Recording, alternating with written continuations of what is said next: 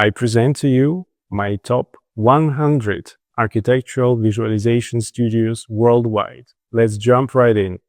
Number 100. Zoa. Zoa's work lives in a very specific lane, cinematic, competition-ready, and built around impact.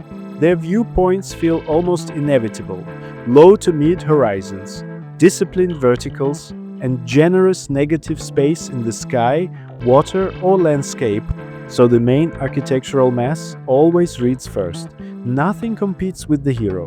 Everything serves it. What I respect most is how they create drama without creating chaos. Strong layer separation, foreground texture, midground architecture, background atmosphere, with haze, snow, and weather used as design tools, not random effects. The result is depth and simplicity at the same time, which is genuinely hard to achieve. Lighting is where their style becomes most clear. Golden hour, moody twilight, clean exposures. It's styled, but it's always anchored in a believable direction of light, so the scenes feel photographic rather than posterized. And they think about the process too. On projects like Not a Hotel Rusutsu, they talk openly about generating many sketch options and letting clients choose the most persuasive frames. That's exactly the right mindset for competition work. If you want ArchViz that's readable, impactful, and cinematically restrained all at once, Zoa is a serious reference. Number 99. L. L feels like a studio with a very strong architectural instinct. The first thing I notice is the clarity. The portfolio is full of office buildings, cultural projects, mixed-use blocks, campuses, master plans, and public-facing commercial work. And across all of it, the images stay calm, structured, and highly legible. They seem especially interested in order and proportion. Many of the projects rely on strong geometry, disciplined facades, balanced massing, and very controlled perspectives. Even when the architecture becomes more sculptural or more monumental, the presentation never slips into chaos. The compositions stay measured, with clean horizons, readable silhouettes, and just enough surrounding context to anchor the project in the city or landscape. Light plays an important role in that consistency. Cool daylight, pale skies, soft haze, winter scenes, blue hour exteriors, and the occasional warmer sunset image all appear in the portfolio, but the mood remains restrained throughout. They're not chasing spectacle. Atmosphere is there to support the architecture, not to overpower it. What I like is that even the larger urban and master plan views still feel precise rather than oversized. L is very good at presenting architecture as something rational, contemporary, and quietly confident. Not flashy, not over-dramatized, just very clear visual thinking. Number 98 is Studio Nord. Studio Nord has more range than most studios, but the portfolio never feels scattered. It moves from luxury towers and hospitality work to urban visions, public architecture, and more speculative concepts. Yet it still holds together because the same instincts keep returning. Clarity, atmosphere, and a real interest in architecture as experience. What makes the work interesting is that they can move in two directions at once. On one side, there is polished developer imagery with soft daylight, clean massing, landscaped settings, and a premium finish. On the other, there are more expressive moments, biophilic interiors, sculptural public spaces, stadium scenes, and even images that lean into surreal color or stronger drama. And still, the compositions stay organized, even the louder projects remain readable, the building leads, the landscape supports it, and the mood adds energy without taking over. The Studio Nord feels like a studio with both commercial discipline and real conceptual ambition. Number 97, Kern Studio. Kern Studio is all about composure. The portfolio feels calm, luxurious, and deeply resolved, as if every line, material transition, and camera position has been reduced to exactly what is needed, and nothing more. Across the work, the same sensibility keeps returning. Long horizontals, broad roof planes, deep overhangs, warm timber, pale stone, dark metal, still water, and architecture that feels inseparable from its landscape. What makes the work special for me is its restraint. These are clearly premium homes and high-end interiors, but the images never depend on flashy drama. Soft overcast skies, quiet dusk light, warm interior glow, and measured framing do most of the work. Even large cantilevers, waterfront decks, and infinity pools feel relaxed instead of showy. They are also especially strong at continuity. Furniture, lighting, and styling always support the architecture instead of trying to steal attention. That gives the images a rare sense of unity.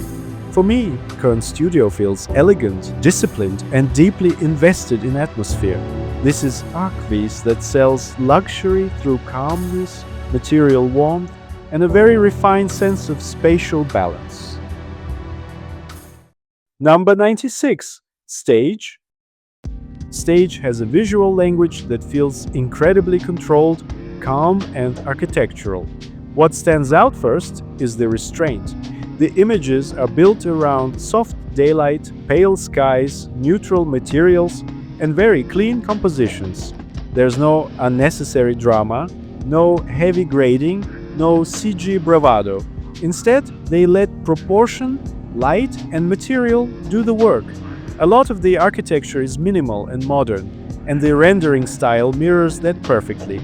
They're especially strong at balance. You see it in the frontal house elevations, the centered apartment towers, the calm pool scenes, and those interiors where stone, timber, linen, and glass are all handled with the same quiet precision. Even when they go luxurious, like beach houses or penthouse interiors, the mood stays elegant and understated rather than flashy. The camera language is also very disciplined.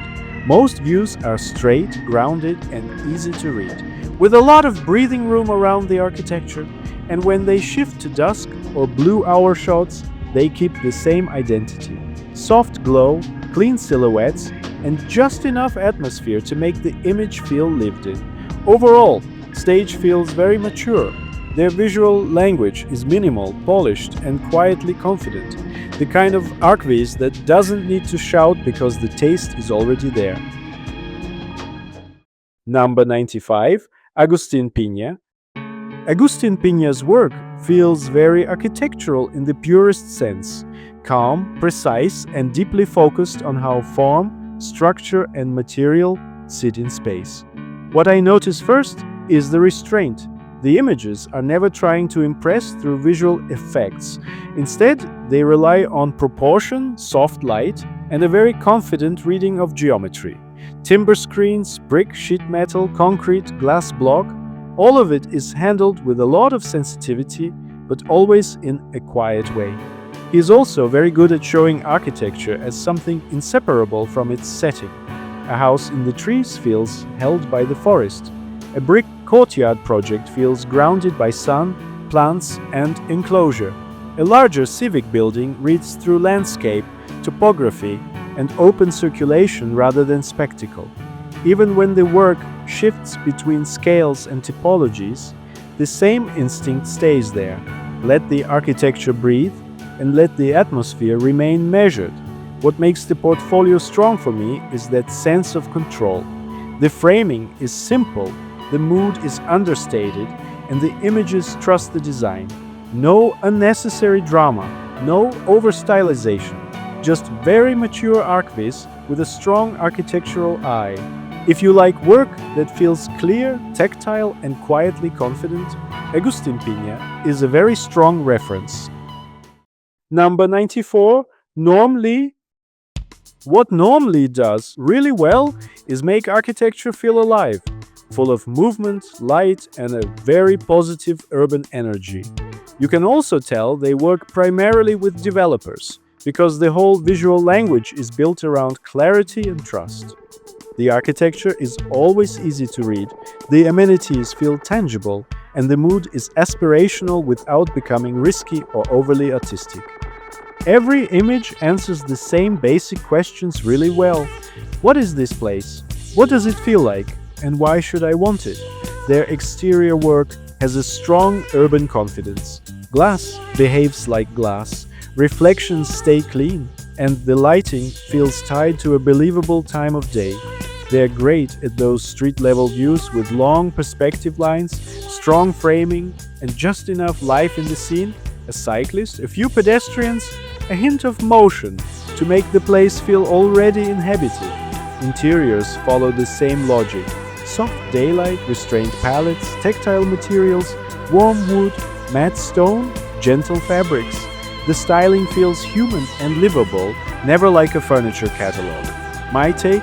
Norm Lee's superpower is trust. Clean, market-ready realism that makes the unbuilt feel inevitable. Number 93. Visson. With Visson, the first impression is polished but also restrained.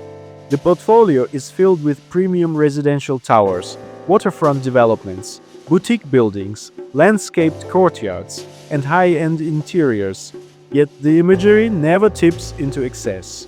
It stays elegant, composed, and very aware of market appeal. Atmosphere plays a huge role in that. Golden hour waterfront views, rainy city scenes, autumn light, lush podiums, tropical resort moods, interiors built around softness and richness rather than spectacle.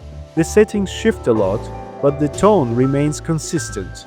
Aspirational, refined, and clearly art-directed. They are also very good at hierarchy. The wider hero shots establish the project fast, with strong silhouettes, clear massing, and a confident sense of scale.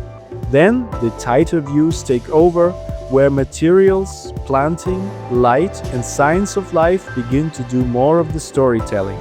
The strongest part of the work is that it understands architecture not just as built form, but as lifestyle product. These images do not simply present a building, they package an entire premium experience around it. Number 92. Element. If you like ArchViz that feels more like architectural photography than marketing CGI, Element is a must. Their signature is restraint and precision. A lot of their frames are almost perfectly perpendicular, with clean verticals, strong symmetry, and tons of calm negative space. They let the architecture breathe, and that confidence makes the images feel expensive. What really sells it is their light discipline. They're great at soft, believable daylight and layered atmospheres, but they also push mood when it matters. Blue hour waterfront panoramas with glassy reflections, hazy pastel cityscapes from above, and warm late sun scenes where brick and greenery feel genuinely tactile. Even when the camera is wide, the scene stays readable because the hierarchy is crystal clear, and then they switch scale beautifully. One moment, you get a minimal, almost graphic museum exterior in black and white. Next, you're in a quiet interior where material close-ups, gentle glow, and micro-detailing do the storytelling. Element's visual language is calm, composed, and grown up. It doesn't shout, it convinces. Number 91.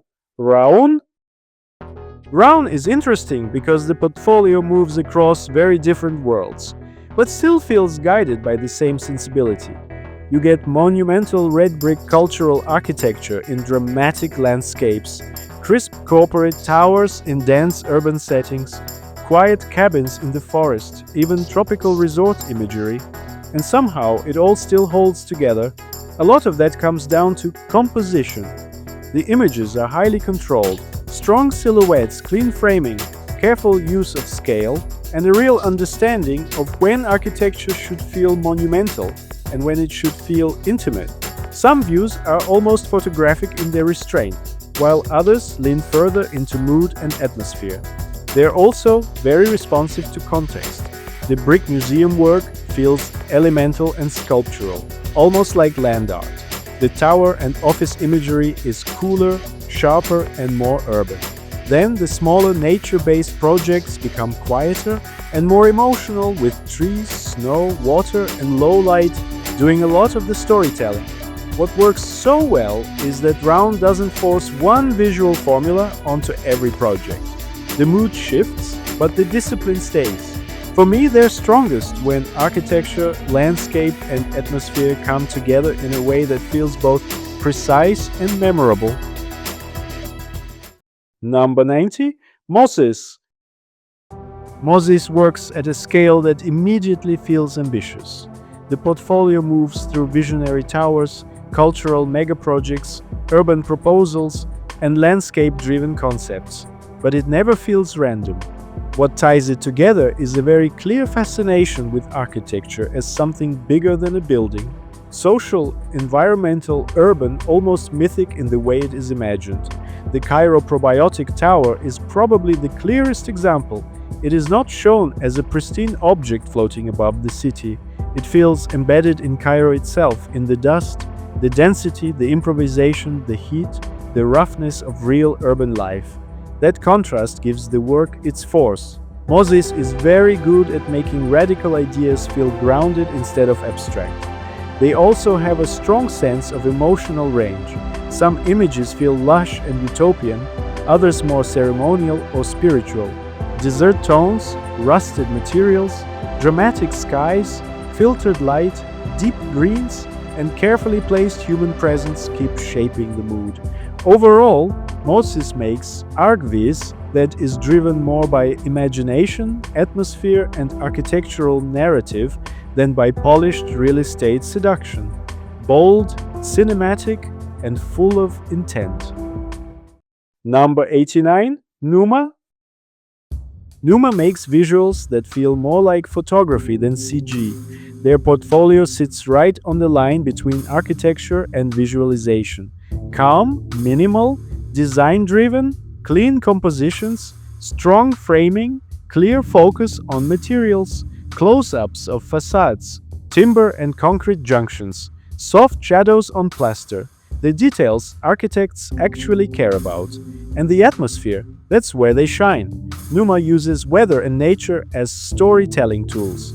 Overcast skies, moody clouds, reflections in water, wide landscapes with breathing room. Even when the scene is dramatic, it's never overcooked. It stays quiet, believable. They mix typologies beautifully. Serene houses in nature, clean modern villas, urban scenes, interior moments that feel lived in without looking staged. My take? Numa is perfect for clients who want credibility over gloss. If your audience is architecture first, these visuals hit exactly the right tone. Number 88. K2. K2 Visuals work is a strong reminder that ArchViz should be designed, not just rendered. Their signature is atmosphere, but it's controlled atmosphere. Snow, wet streets, fog, golden hour, blue hour. They use all of it, but always in service of composition. It's never effects for drama's sake. It's about simplifying shapes, creating depth, and making the architecture the undeniable focal point. Their first read clarity is exceptional.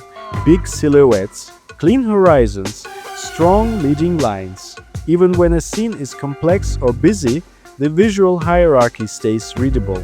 You always know where to look. Materials are handled with real care too.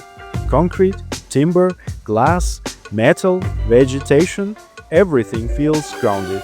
Roughness is controlled, specular highlights are believable, and the dusk and night shots, which is where bad material work usually collapses, hold up. They're Budapest-based, working with global architects and developers, and the range of work, from competition-style cultural projects to residential and commercial, shows real versatility. If you want to study how mood and architectural credibility can coexist, K2 is the place to look. Number 87. Visual Phenomena Studies. Visual Phenomena Studies is based in Vilnius, Lithuania. There's a stillness to their work that's harder to achieve than it looks. They don't chase impact through heavy grading. They build it through composition, atmosphere, and restraint. A lot of their exteriors use weather as a design tool. Winter haze, soft fog, low contrast skies, and clean silhouettes that make the architecture read instantly. And when warmth does appear, it's intentional. A glowing interior spill or a lit public edge that anchors the whole scene without overpowering it. Camera-wise, they love strong perspective and long lines. Diagonals that pull you in, but framing that stays disciplined throughout. People appear often, but as small graphic figures, more about scale and rhythm than narrative. Then you step inside and the mood shifts to material clarity. Big structural grids, tactile surfaces, and daylight that feels real rather than theatrical. Even large public interiors stay calm, almost gallery-like, with space and light doing all the talking.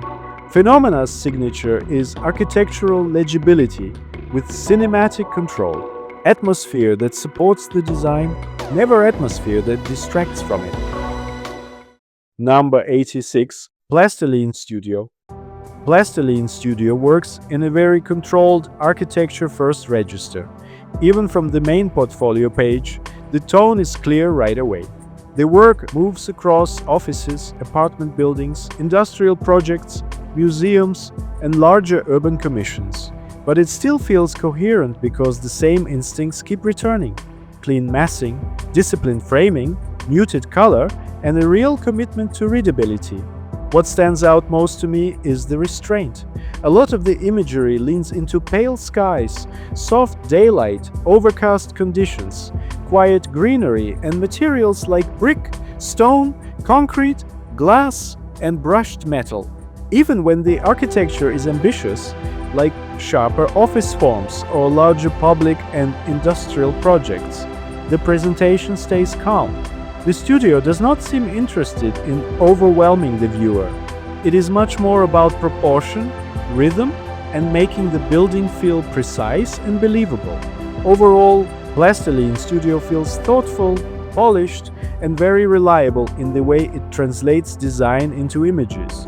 If you like ArchViz that values clarity, material restraint, and a composed architectural atmosphere over spectacle, they are a strong reference. Number 85. Invis. Invis's visual language is all about calm confidence. Their images feel airy and editorial. Big skies, clean horizons, and compositions that give architecture room to breathe. You'll see a lot of soft daylight and gentle contrast, with materials kept honest, concrete that reads like concrete, warm timber, glass that reflects without screaming. What I like is how they balance realism with restraint. Landscaping is never just decoration, it's used as structure. Low shrubs guiding the eye, trees framing facades, and long paths pulling you into the scene. Even the people are treated as atmosphere, not the main character. Invis also plays a nice range of moods. Bright Mediterranean exteriors with pools and sharp shadows, quiet twilight street views where windows glow just enough. And then those darker cinematic moments. Night city skylines, dramatic archways, wet pavement reflections. But the look stays consistent. Clean, modern, slightly premium. Overall, Invis renders architecture like a product shoot. Minimal, controlled, and elegant, with just enough life to feel believable. Number 84. Blank Canvas. Blank Canvas has a visual language that feels highly commercial, but in a very polished and disciplined way. What I like is the range. They move from waterfront towers and skyline views to coastal apartments, contemporary houses, and darker high-end interiors, yet it still feels like one studio with one clear standard. They're particularly strong with light. You keep seeing bright Australian daylight, soft sunset warmth, pale sky gradients, and those clean exterior conditions that make a project feel aspirational right away. And when the work turns moodier, they don't lose precision. The darker kitchens, bar spaces and evening shots still feel elegant and very readable.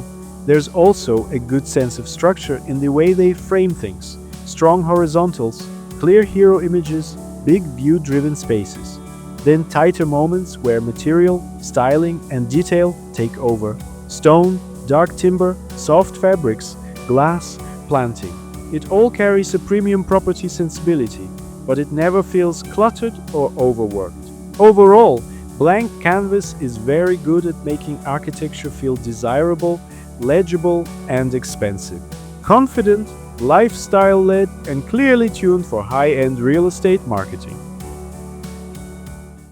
Number 83. North-South. North-South has a visual language that feels ambitious, atmospheric, and very comfortable at a larger civic scale.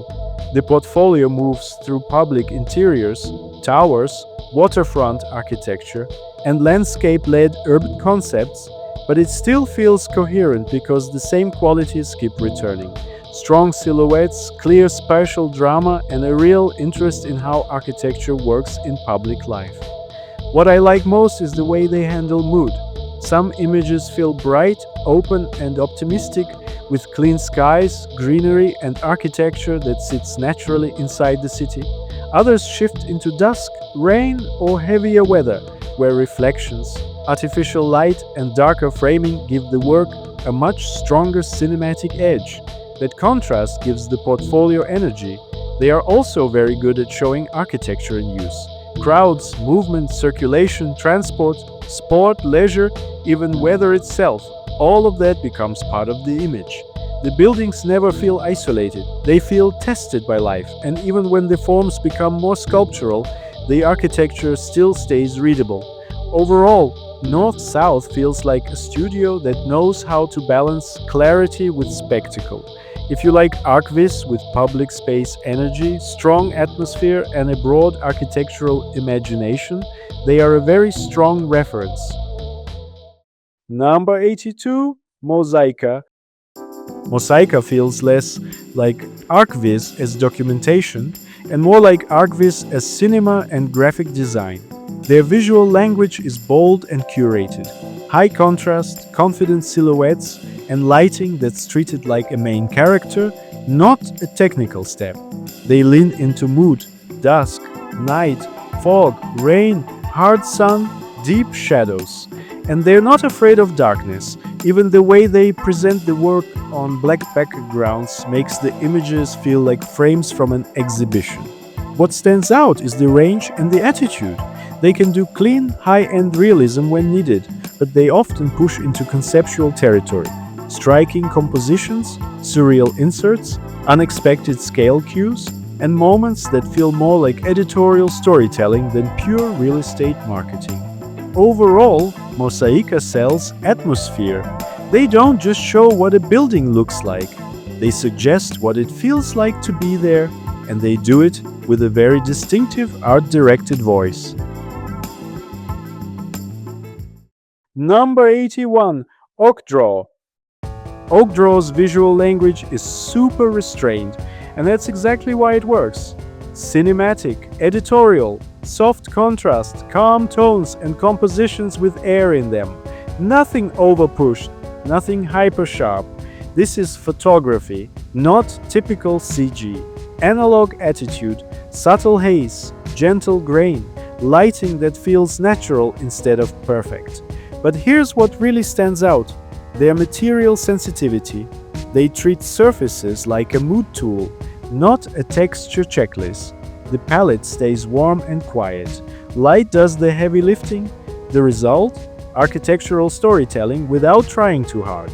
Confident, minimal, controlled. If you like ArchViz that feels mature, atmospheric, and design-led, Oakdraw is a strong reference. Number 80. Wilby. Wilby is one of those studios where you instantly feel this work was made for architects first. Their visual language is calm, restrained, and quietly confident. No flashy hero shots, no overproduced drama. Instead, they lean into everyday, believable moments. A quiet courtyard with tall grasses, a soft overcast street corner, a building framed through trees, an interior where natural light does most of the heavy lifting. The grading stays muted and airy, gentle grays, warm wood tones, and greens that feel genuinely real rather than digitally saturated. Composition is all about clarity, clean horizons, patient camera heights, and frames that give the architecture room to breathe. Even when the perspective gets dramatic, tall facade upshots, skyline towers, it still feels measured. Never loud, people are placed like punctuation marks. Small, natural, proving scale and life without ever stealing the scene. What I keep coming back to is how they treat landscape and atmosphere as design material. Wind in the grass, a slightly hazy sky, soft evening light, it all supports the concept instead of competing with it. If you want visuals that communicate intent, proportion, and mood with real taste, Wilby is top tier. Number 79, Studio Sang. Studio Sang is a Copenhagen-based visual storytelling studio focused on architectural imagery and animation. What I like about their portfolio is how photographic it feels, without losing architectural clarity. They're great at framing, lots of foreground elements, trees and silhouettes that guide your eye, plus wide breathing space in the sky that makes buildings feel calm and confident. You also see a strong range of moods. There are crisp, blue-hour city shots with reflections on water, but also stormy, dramatic skies that make a simple building suddenly feel cinematic. Interiors are another highlight. Warm timber ceilings, layered spaces, and believable everyday life. The scenes feel lived in because the people aren't just decoration, they're part of the story and the circulation. And then there's the scale, aerial perspectives where the building sits naturally inside a huge landscape, plus close-ups that focus on material and detail. They even use bold, almost editorial compositions. If you're into visualization that sits right between architecture, atmosphere, and photography, Studio Sang is absolutely worth bookmarking. Number 78, Viss. Viss has a range that could easily feel scattered, but somehow never does. Some images lean into crisp daylight and open air, villas, terraces, pools, and hospitality settings framed through clean geometry, warm timber, and very clear Mediterranean-style light. Others shift into something much moodier. Stormy seascapes, cliffside houses, blue-hour forests, wet reflections, and interiors glowing softly against deep exterior darkness. It's a wide spectrum. What keeps it cohesive is that the same instincts keep returning regardless of the mood. Strong framing, disciplined use of negative space, and a real understanding of how architecture should sit inside landscape, weather, and light. The building is rarely oversized in the frame. It's given room to breathe, which makes the atmosphere feel even more convincing. There's also a nice tension between precision and emotion throughout the portfolio. The forms are always readable, the materials feel resolved, but the imagery still knows how to create desire. Quiet houses and larger conceptual projects alike end up as images with genuine presence. That's harder to pull off consistently than it looks.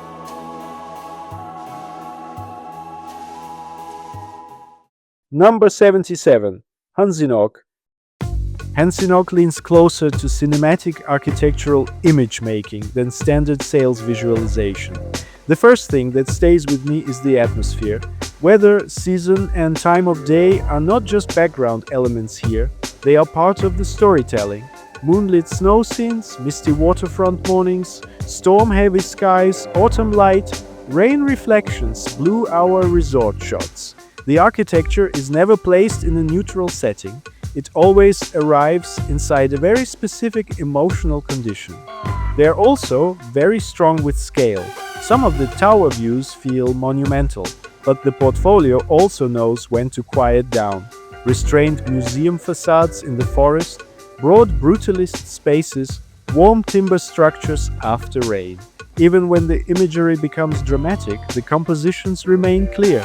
Strong silhouettes, readable foregrounds, reflective surfaces, and small human figures give the work both weight and narrative.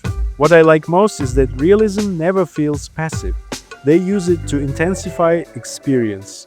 Light, weather, and context carry just as much emotional force as the building itself. For me, Hanzino is at its best when architectural visualization starts to feel like atmospheric photography, dramatic, narrative-driven, and emotionally precise. Number 76. Imigo. When you look at Imigo's work, the first thing that hits you is range, but also control. They can go from intimate, quiet interiors to huge public spaces and even speculative worlds, and it still feels like the same visual mind behind it. You see it in the way they handle composition. Strong leading lines, clean silhouettes, and a lot of confidence with negative space. In their large-scale scenes like the timber atrium and airport interiors, the structure isn't just there, it's the main character. Repetition, rhythm, and scale are readable at a glance, and the lighting is used to guide your eye through the space, almost like wayfinding. Then look at the atmosphere work: fog, winter haze, soft daylight, warm windows in the distance. These are not random effects. They're used to simplify shapes, separate layers, and make the scene feel lived in. Even in the more conceptual shots, Imigo keeps it believable through material logic and disciplined color grading. Nothing screams CG. It's calm, cinematic, and intentional. If you like ArchViz that feels designed, not just rendered, Imigo is worth studying closely. Number 75. ASD. ASD is one of those studios that can switch gears without losing their identity. On the surface, the work is very polished and architectural. Clean lines, sharp detailing, believable materials. But the real signature is how they direct the image. They're not afraid of bold decisions. You'll see bright, graphic daylight scenes where color becomes part of the composition, almost like a design poster. And then in the next project, they'll go full cinematic with a deep sunset, wet ground, glowing interiors, and that you can feel the air atmosphere. What ties it together is control. Their framing is deliberate, with strong silhouettes and a lot of confidence in negative space. Context is handled like storytelling, not decoration. Streets, landscape, people, even the weather are staged to support the architecture's mood. And when they go conceptual, they still keep it tasteful. Never messy, never random. As they also describe themselves as a small, passionate visualization studio working internationally since 2014. And that shows. The work feels careful, crafted, and consistently high-end. If you want ArchViz that can be realistic and expressive without slipping into cliché, ASD is absolutely worth watching. Number 74. Silent. Silent's work is built for clients who need architecture to read fast and sell well.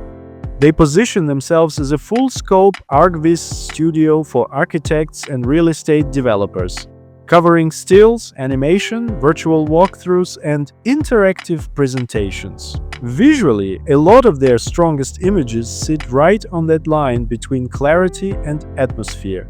In the big urban shots, the camera is usually confident and pulled back enough to explain context, scale, and circulation. Like a proper "this is where it lands in the city" statement. Then they switch to mood when the project meets desire. Low sun, haze, warm glazing, and silhouettes that feel incidental rather than staged, which is very typical for high-end residential marketing. What I like is the discipline. Materials stay clean, reflections are sharp but not flashy, and lighting is used to guide your eye to the main gesture of the building, not to show off render tricks. The result is persuasive, developer-ready imagery that still respects the architect's intent, which is exactly why their portfolio reads as approval-friendly work. Number 73, Marenko Novak Studio. Marenko Novak Studio's signature is photographic realism without the look at me vibe. Clean compositions, restrained color palettes, and light that's always doing the heavy lifting. A lot of the work is built around strong, readable geometry and balanced framing. You'll see centered, almost architectural elevations where symmetry and rhythm carry the image, softened by believable landscaping and subtle imperfections. They're also great at time-of-day storytelling. In the evening scenes, the architecture becomes a lantern, warm interior glow, carefully controlled contrast, and reflections that feel engineered rather than rendered. It's polished but never plastic. What I personally love is how they treat context. Atmosphere is used like a lens filter, not a special effect. Skies stay calm, shadows stay natural, and the environment supports the building instead of competing with it. If you want a studio that sells architecture through clarity, mood, and taste, Marenko Novak is top tier and honestly one of the strongest visual languages coming out of Ukraine right now. Number 72, Parallel Studio. Parallel Studio moves comfortably between quiet architectural atmosphere and more market-facing commercial imagery. That range is one of its strengths. Whether the project is a private house, a sports complex, a clinic, a business center, a fish market, or a large waterfront development, the images stay clear, polished, and emotionally readable. Some projects lean into calm, openness, and a sense of escape. Others carry more urban energy, more scale, and a stronger public presence. But the portfolio still holds together because the same qualities keep returning: disciplined composition, controlled lighting, and a strong instinct for making architecture felt rather than simply shown. There is also a nice tension between softness and precision. The residential work feels relaxed and atmospheric, while the larger civic and commercial pieces have more weight and structure. So the imagery never becomes one note. It stays adaptable, but always with a steady hand behind it. Overall, Parallel Studio presents architecture with clarity, mood, and a polished sense of visual storytelling. Number 71, Norma Images. Norma Images, a Stockholm-based studio with a clear positioning I really respect, from architects to architects. You can feel it in every frame. This isn't loud, glossy real estate marketing. Their work leans editorial, almost like architectural photography that happens to be CG. They build images around composition and narrative first, with confident negative space, strong framing, and a calm, intentional pace. Look at how they use atmosphere: overcast skies, soft haze, wet pavement, warm dusk light. Weather and season aren't decoration here, they're part of the story. And they stage people in a way that feels believable, understated, sometimes even like a film still, just enough to give scale and life without stealing the scene. Materiality is also super controlled, crisp, realistic, but never over-sharpened or CG shiny. Overall, Norma is the kind of partner architects want when the goal is clarity, design intent, and mood, especially for competitions and high-end presentations. Number 70, Coma Visualization. Coma Visualization is deeply rooted in premium real estate imagery, and clarity is their strongest asset. The portfolio moves across luxury villas, polished interiors, townhouses, mixed-use developments, parks, marinas, master plans, and airport-scale work. Through all of it, the images stay clean, bright, and highly marketable. The selling point is always immediately obvious. What I like is how well they balance aspiration and readability. Most of the work is built around strong daylight, crisp skies, reflective water, lush planting, and very legible architecture. Even on large or commercially complex projects, the visual hierarchy stays simple. You understand the building, the setting, and what's being sold almost instantly. They are also comfortable at very different scales. residential imagery leans into a polished lifestyle language. Warm interiors, premium materials, open views, clean facades. Larger urban and infrastructure work becomes more graphic and expansive. Wider aerials, clearer massing, a stronger emphasis on placemaking. The visual language shifts, but the control doesn't. When architecture needs to feel premium, clear and commercially convincing, Coma visualization delivers. Number 69, Mino. Mino isn't just a render studio. They're a full visual launch partner. Brand identity, film, immersive experiences, website design, marketing strategy. They build entire worlds around projects, not just pretty pictures. Their visual language? Quiet, editorial, controlled. Think modernist restraint, breathing room, confident framing, a palette that stays calm and premium. They lean into material honesty and atmosphere without the Instagram drama. Even when things get cinematic, it's polished and grown up. Never flashy. What sets them apart? Art direction discipline. Everything looks like it belongs to the same story, whether it's architecture, graphics, or campaign assets. And they work globally. International positioning, branding first. If you want ArchViz that feels like design culture, not just visualization, Mino is one of the best in Portugal. Number 68, Ramka. Ramka's images feel less like marketing renders and more like carefully shot architectural photography. Their whole visual language is built around framing and restraint. Big, calm compositions with lots of breathing room, a single subject placed dead center or slightly off, and the world is allowed to stay quiet around it. You see it in the airport sunrise shot with the plane silhouette, or the winter scenes where the architecture sits inside a huge sky and soft snow haze. Lighting is never loud. It's natural, cinematic, and often weather-driven. Fog, blue hour, low winter sun, rain-wet reflections. That atmosphere does a lot of storytelling work, and it makes the projects feel lived in without needing busy details. Ramka also loves scale and contrast. Tiny human figures against monumental forms, like that dramatic interior with the oversized cone element, or distant silhouettes that turn a building into a stage. Even when they go graphic, like black and white frames and reflections, the mood stays minimalist and precise. My take, Ramka's strength is emotional clarity.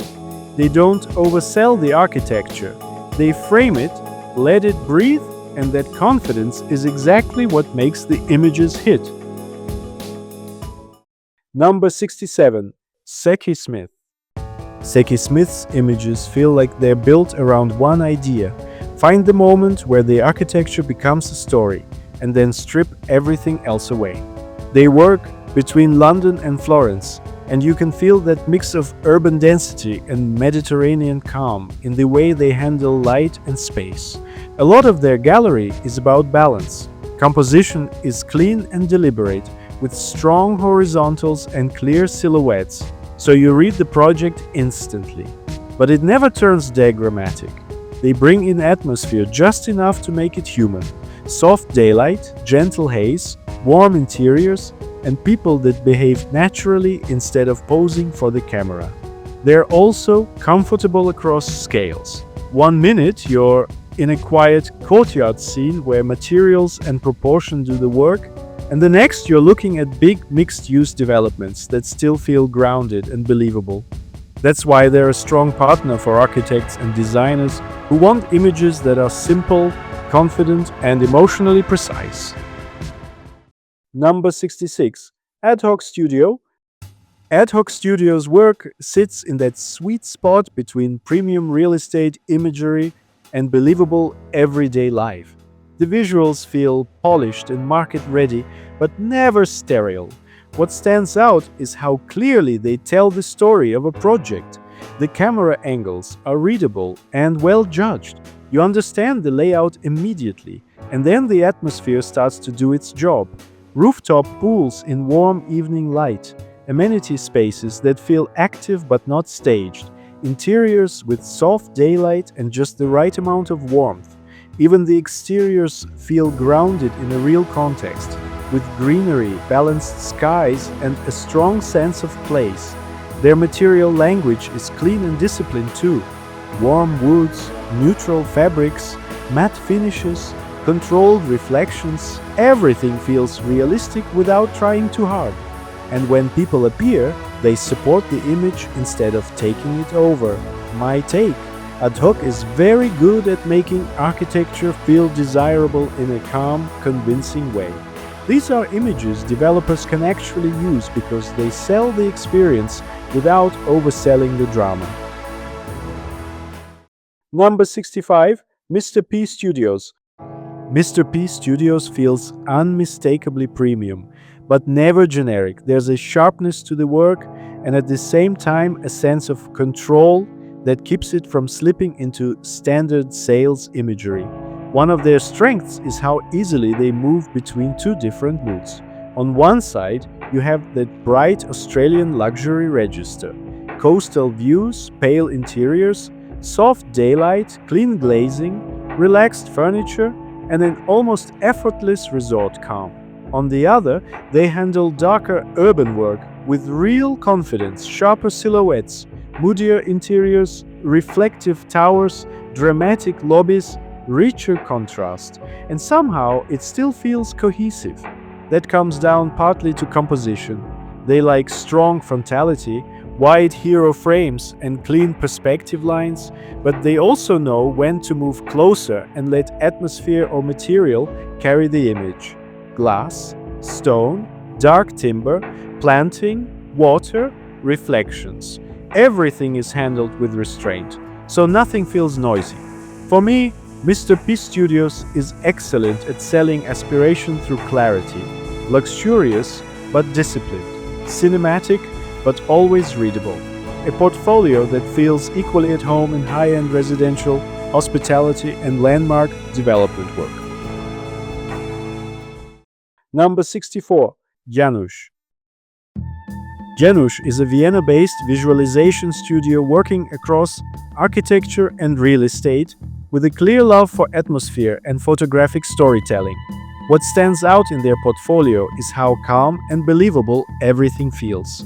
They lean into real-world light, winter blue skies, soft overcast streets, wet asphalt at dusk, and those crisp, clean daylight shots where materials stay honest instead of glossy. Composition-wise, they're not chasing drama for drama's sake. They frame buildings the way a good photographer would. Strong foregrounds, natural scale cues, and people used sparingly, just enough to sell life and proportion. Even when the architecture is bold, the image stays grounded. On top of that, their range is solid, from minimal city moments to more iconic statement visuals, always with tight art direction and consistent taste. If you're into ArchViz that feels real, quiet, and confident, Yanush is absolutely worth a closer look. Number 63, Frame. Frame is a visualization studio that treats every rendering like a carefully composed photograph. What stands out immediately is their calm, naturalistic mood. A lot of the work is framed through landscape, trees in the foreground, soft overcast skies, gentle morning light, so the architecture feels embedded in a real place instead of sitting on top of a backdrop. They're also really strong at human scale. People are never decoration. They're used to explain how spaces are lived in. Small groups chatting on a plaza, pedestrians crossing a street, quiet moments in front of a residential facade.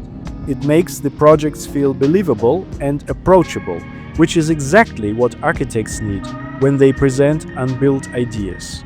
On the technical side, the lighting is clean and restrained, materials are subtle, and the grading stays muted, almost editorial. Even when they go darker, like dusk, city shots, or moody infrastructure scenes, it still feels measured and photographic, not CG dramatic. Overall, Frame's signature is atmosphere plus clarity, images that read fast, feel real, and support architectural intent rather than overpower it. Number 62. Norviska. Norviska works at a scale where architecture has to feel public, iconic, and immediately legible. Their portfolio is full of major cultural, civic, aviation, and mixed-use projects, and the images are built with a clear set of priorities: strong presence, controlled atmosphere, and enough spectacle to make the work memorable without losing architectural clarity. What I like is that the monumentality never turns cold. There is usually warmth in the lighting and material palette. Copper tones, timber, soft interior glow, dusk skies, and carefully staged public life make these projects feel inviting rather than distant. They are also very good at controlling hierarchy. Some views are grand and ceremonial, others more intimate, but the architecture always reads first. You understand the form, the structure, the circulation, and the role of the building in the city. Norviska feels bold, refined, and completely at ease in large-scale ArchViz. Number 61. Paris Picture Club. Paris Picture Club doesn't chase the typical ArchViz look. Their images feel closer to editorial photography and graphic composition than to marketing renderings. Across their work, the first thing you notice is restraint. They avoid the typical hyper-contrast, hyper-saturated look, and instead lean into soft daylight, overcast skies, and a calm, almost editorial exposure. It reads like photography, not rendering. Trees, streets, facades, and background buildings aren't treated as filler. They are composed like a real city frame with believable depth and a very controlled hierarchy. Their compositions are quietly confident, lots of breathing room, strong verticals, and a clear sense of urban rhythm. Even when the project is the hero, the image still respects the context around it. That's where the collective mindset shows. Artists, designers, architects, you can feel all of those perspectives working together. The graphics are clean, but not sterile. The atmosphere stays human. A signature move is how they handle time and mood. The daylight versions feel airy and honest. Then the evening scenes shift into a gentle blue hour language. Warm windows, subtle life, no drama for drama's sake. It's not cinematic, it's believable. And I like their relationship with detail. They don't shout materials at you. Brick, stone, greenery, glazing, it's all there, but it sits in the image like it would in a real photograph. Present, legible, and never screaming for attention. People are used sparingly and well, mainly to confirm scale and pace, not to sell emotion. It's not surprising so many studios try to mimic this aesthetic. Paris Picture Club's real advantage isn't a filter, it's control. Images that guide a project through its phases and keep their impact over time, because the craft holds. Number 60. Vimeo. Vimeo comes across as a studio built for scale, variety, and commercial impact. The range is immediately obvious. Towers, retail, hospitality, residential, winter resorts, public spaces. The portfolio moves across very different project types and atmospheres, but the imagery stays clear, polished, and highly marketable throughout. Where they really stand out is in projects that need presence. Big atriums, active commercial interiors, reflective towers, blue hour facades, busy plazas, dramatic hospitality spaces. There's a lot of confidence in the way they present architecture as destination rather than just object. Even when a scene gets dense or layered, the hierarchy stays clean and the eye always knows where to go. I also like that they don't force everything into one signature look. Some images are bright and airy, others lean into dusk, weather, or strong artificial lighting. That makes the portfolio feel flexible rather than formulaic. To me, Vimeo is strongest as a commercial visualization studio with real ambition. versatile, polished, and very good at making large projects feel impressive, active, and globally competitive. Number 59. Studio SME. Studio SME's visuals feel like architectural cinematography, calm, precise, and quietly confident. On the exterior work, they love clean, readable compositions, often framed by trees or urban context, with straight verticals and a very controlled camera height. The light is usually natural and believable, with soft skies, gentle contrast, and just enough atmosphere to separate foreground from background. In some scenes, the building glows with warm interior light against cooler surroundings, giving the image that real place, real time feeling instead of a polished showroom look. Their interiors follow the same mindset: restrained palettes, lots of warm wood and neutral surfaces, and lighting that feels bounced and natural rather than overly stylized. What stands out is the balance: crisp detail where it matters, but never noisy. Reflections are subtle, materials read clean, and the space feels genuinely inhabitable, like you could step into it right now. Overall, Studio SME sits in that sweet spot between photoreal and editorial. Images that sell the architecture, but also respect it. If you like ArchViz that feels buildable, modern, and quietly high-end, this is a studio to study. Number 58. GISA Studio. GISA Studio has a very specific kind of realism: calm, tactile, and quietly cinematic. Their images don't shout, they settle in. What hits first is the light. It's rarely perfect daylight. Instead, it's believable daylight, soft overcast, late afternoon warmth, or that slightly moody blue-tinted atmosphere that makes materials feel real. Composition is equally restrained. Cameras are placed like a photographer would place them. Foreground trees, framing walls, cropped edges, reflections, and gentle depth layers make the scenes feel observed, not staged. Interiors are all about texture and weight. Stone, wood, fabric, matte surfaces, warm highlights, and controlled shadows. Styling is minimal but intentional, with enough life to suggest habit without turning into decoration. And outside, they're strong at context. Landscape isn't just green around a building, it's used to shape mood and scale, often letting nature partially hide the architecture so it feels integrated, not presented. Overall, GISA Studio's visual language is confident and mature. Less marketing gloss, more atmosphere and credibility. The kind of work that makes architecture feel already lived in. Number 57. Pi.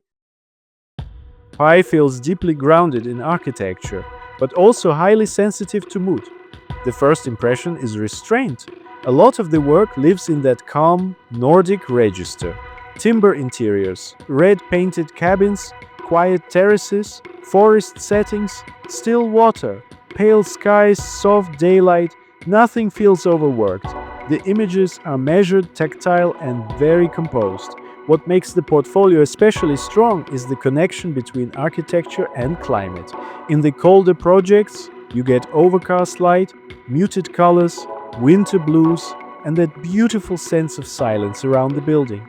In the warmer work, like the floating villa or some of the hospitality pieces, the palette opens up, but the discipline remains. Even the more aspirational images still feel clean and believable. They're also very good with material and space. Timber, plaster, stone, glass, soft textiles, calm reflections. The interiors feel minimal without becoming empty. The exteriors feel architectural without becoming stiff. And compositionally, everything stays simple. Strong framing, breathing room, just enough atmosphere to let the project speak for itself. Overall, Pi is at its best when visualization becomes quiet architectural storytelling, refined, sight-sensitive, and very good at making design feel both serene and real. Number 56, Gabrielle Saunders. Gabrielle Saunders occupies a very elegant corner of the market, highly curated, quietly luxurious, and deeply connected to premium residential branding. What I respond to most is the control. The images are calm, polished, and deliberate, with a strong sense of composition in every frame. Nothing feels accidental, but nothing feels overworked either. The exterior work leans into refinement rather than spectacle. Soft light, clean silhouettes, and a real sensitivity to how architecture sits against the city, the park, or the skyline. Especially in the tower views, the project never feels isolated.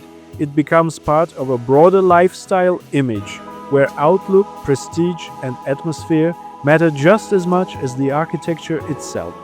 Inside, the language gets even more specific. Curved ceilings, rounded furniture, pale stone, dark timber, soft fabrics, carefully selected art pieces. Everything feels luxurious, but in a restrained and believable way. Aspirational, yes, but still tactile. Styled, but never stiff. What really makes the work strong is the balance between architecture, interiors, and branding. Gabrielle Saunders isn't just showing rooms or facades, they're building an entire emotional world around the project. Editorial, sophisticated, and extremely well controlled, this is high-end imagery that understands not just how to show design, but how to sell a complete premium lifestyle around it. Number 55, Prague-based. If you're into ARCHVIZ that feels quiet, grounded, and genuinely architectural, Prague-based is one to watch. What hits first is their restraint, clean compositions, calm camera heights, plenty of negative space, bright, slightly desaturated skies, soft daylight, and materials that feel real without sliding into that overpolished look. Even when the architecture is bold, the images stay controlled, more considered than performative. You see it in the residential work. Simple volumes, crisp plaster, gentle shadows, and just enough lived-in detail, a bit of modest landscaping, rough stone paving, maybe a figure or two for scale. The larger urban scenes have that very European competition clarity. Structured facades, rhythmic grids, and greenery that feels integrated, not sprinkled on top. Courtyards feel believable, with strong depth, clean verticals, and sunlight that behaves like sunlight. Prague-based has that rare balance of precision and atmosphere, images that carry both the idea and the feeling of a place. Number 54, Pixel Flakes. Pixel Flakes is less pretty renders and more image making with a photographic mindset.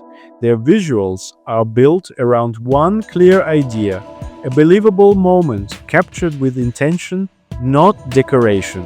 One of their biggest strengths is people integration. They're masters at it.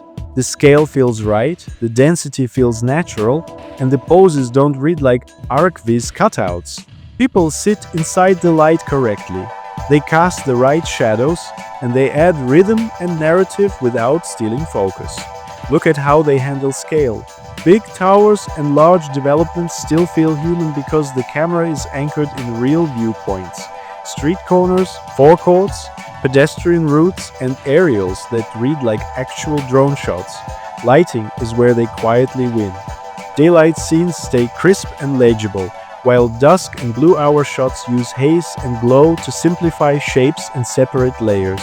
It's atmosphere with a purpose, never just cinema.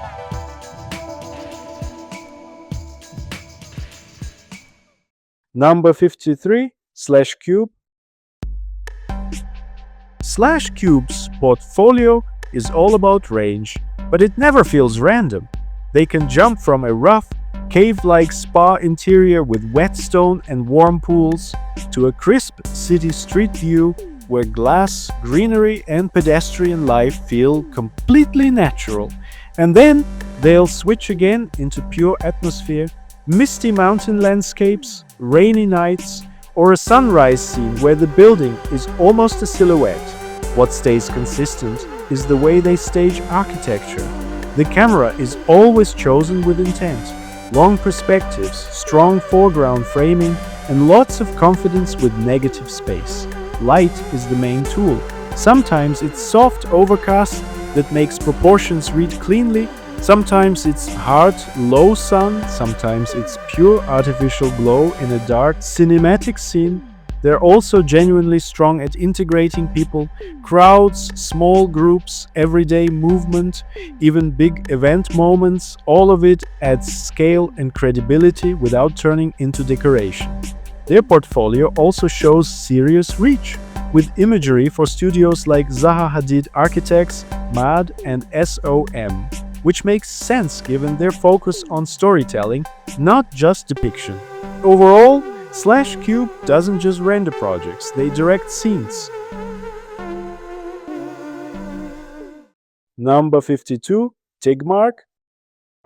Tegmark's work has this quality of Scandinavian calm, with a cinematic edge underneath. Compositions are clean, with a lot of breathing room, big skies, generous negative space, and architecture that sits quietly in its context rather than demanding attention. Lighting is a real signature. Soft, overcast days, mist, wet streets, blue hour glows where reflections carry half the story. Even their daylight shots stay restrained, slightly desaturated, naturally contrasted, with very controlled highlights. And then every now and then they drop something punchy, a red-lit facade at dusk, deep blacks and precise spotlights in a dramatic auditorium scene. It lands harder because the restraint around it earns it. What I genuinely like is how they balance realism with concept. Highly believable urban courtyards and waterfronts sit right alongside abstract competition imagery. Foggy silhouettes, wireframe-like structures, surreal megaforms floating in open landscapes. And throughout all of it, human scale matters. People are small, often slightly blurred, never the main character, but always there to make the scene feel inhabited and alive. Number 51, Filipo Bologn. Filipo Bologn is a Milan-based visualization studio founded by architect Filipo Bologn, working in partnership with Clara Lopez. What hits first is the visual language. Quiet, confident, and rooted in a refined Mediterranean clarity. Soft atmospheres, restrained color, and an editorial calm that feels intentional, not trendy.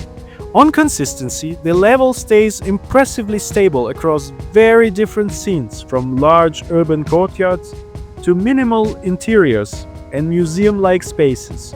The grading and taste don't wobble. Visual power comes from clarity. These images don't scream, they pull you in. You remember the big structural gestures, the calm skies, and the way space is staged with patience. Composition is disciplined, strong foregrounds, clean negative space, and leading lines that guide the eye exactly where the architect wants it. Camera height and verticals are controlled, and the focal lengths feel purposeful. Lighting logic is a major strength. Lots of overcast or soft daylight, believable bounce, clean exposure. Even the more dramatic interior scenes still feel physically plausible. Overall, this is high-end ArchViz built on restraint, taste, and consistency.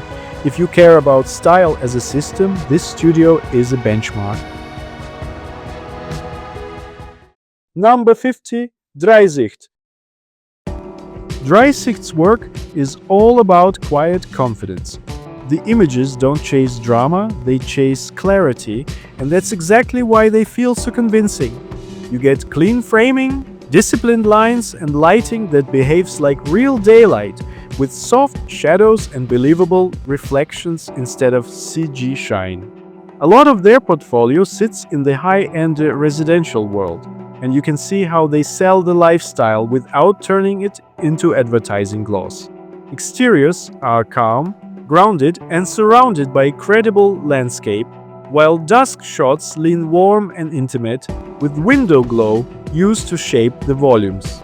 Interiors are staged with restraint, premium materials, controlled contrast, and just enough detail to feel lived in. What stands out is how consistent the visual standard stays across stills and film frames. Same taste level, same realism, same nothing accidental art direction. It's polished but never loud. Number 49. Quant One. Quant One is one of those studios where every image feels like a film still, not a brochure shot. Their signature is atmosphere with purpose. Fog, snow, rain, deep blue hour, harsh, low winter sun. They use weather as a compositional tool, not a mood filter. It simplifies the scene, sharpens the silhouette, and makes the architecture read instantly and completely. Composition is super disciplined. Calm horizons, clean verticals, and a lot of patient negative space that gives the building room to breathe, and when they do reach for drama, it never tips into chaos. It's controlled, a single beam of light, a warm interior glow set against a cold landscape, a tiny human figure that suddenly makes the whole project feel real and inhabitable. Materiality is handled with the same restraint. Timber looks like timber, concrete has weight, glass behaves like glass. Nothing feels over-polished, but everything feels considered.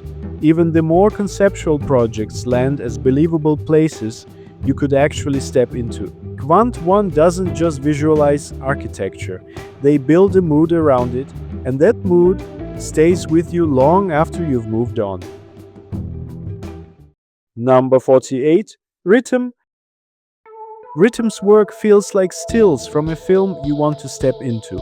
They love strong, quiet compositions, big skies, lots of breathing room, and architecture placed with confidence, often slightly off-center, so the scene feels lived in, not staged.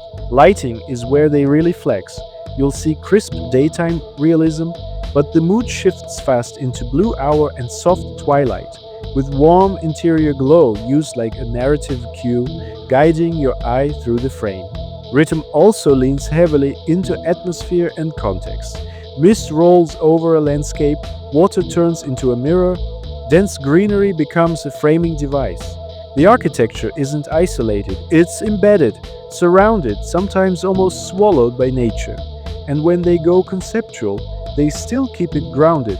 Clean geometry, tactile materials, and tiny human moments for scale and story, whether it's a floating cluster of cabins on a lake or a tower caught in that exact minute before night fully arrives. Number 47. Buildform.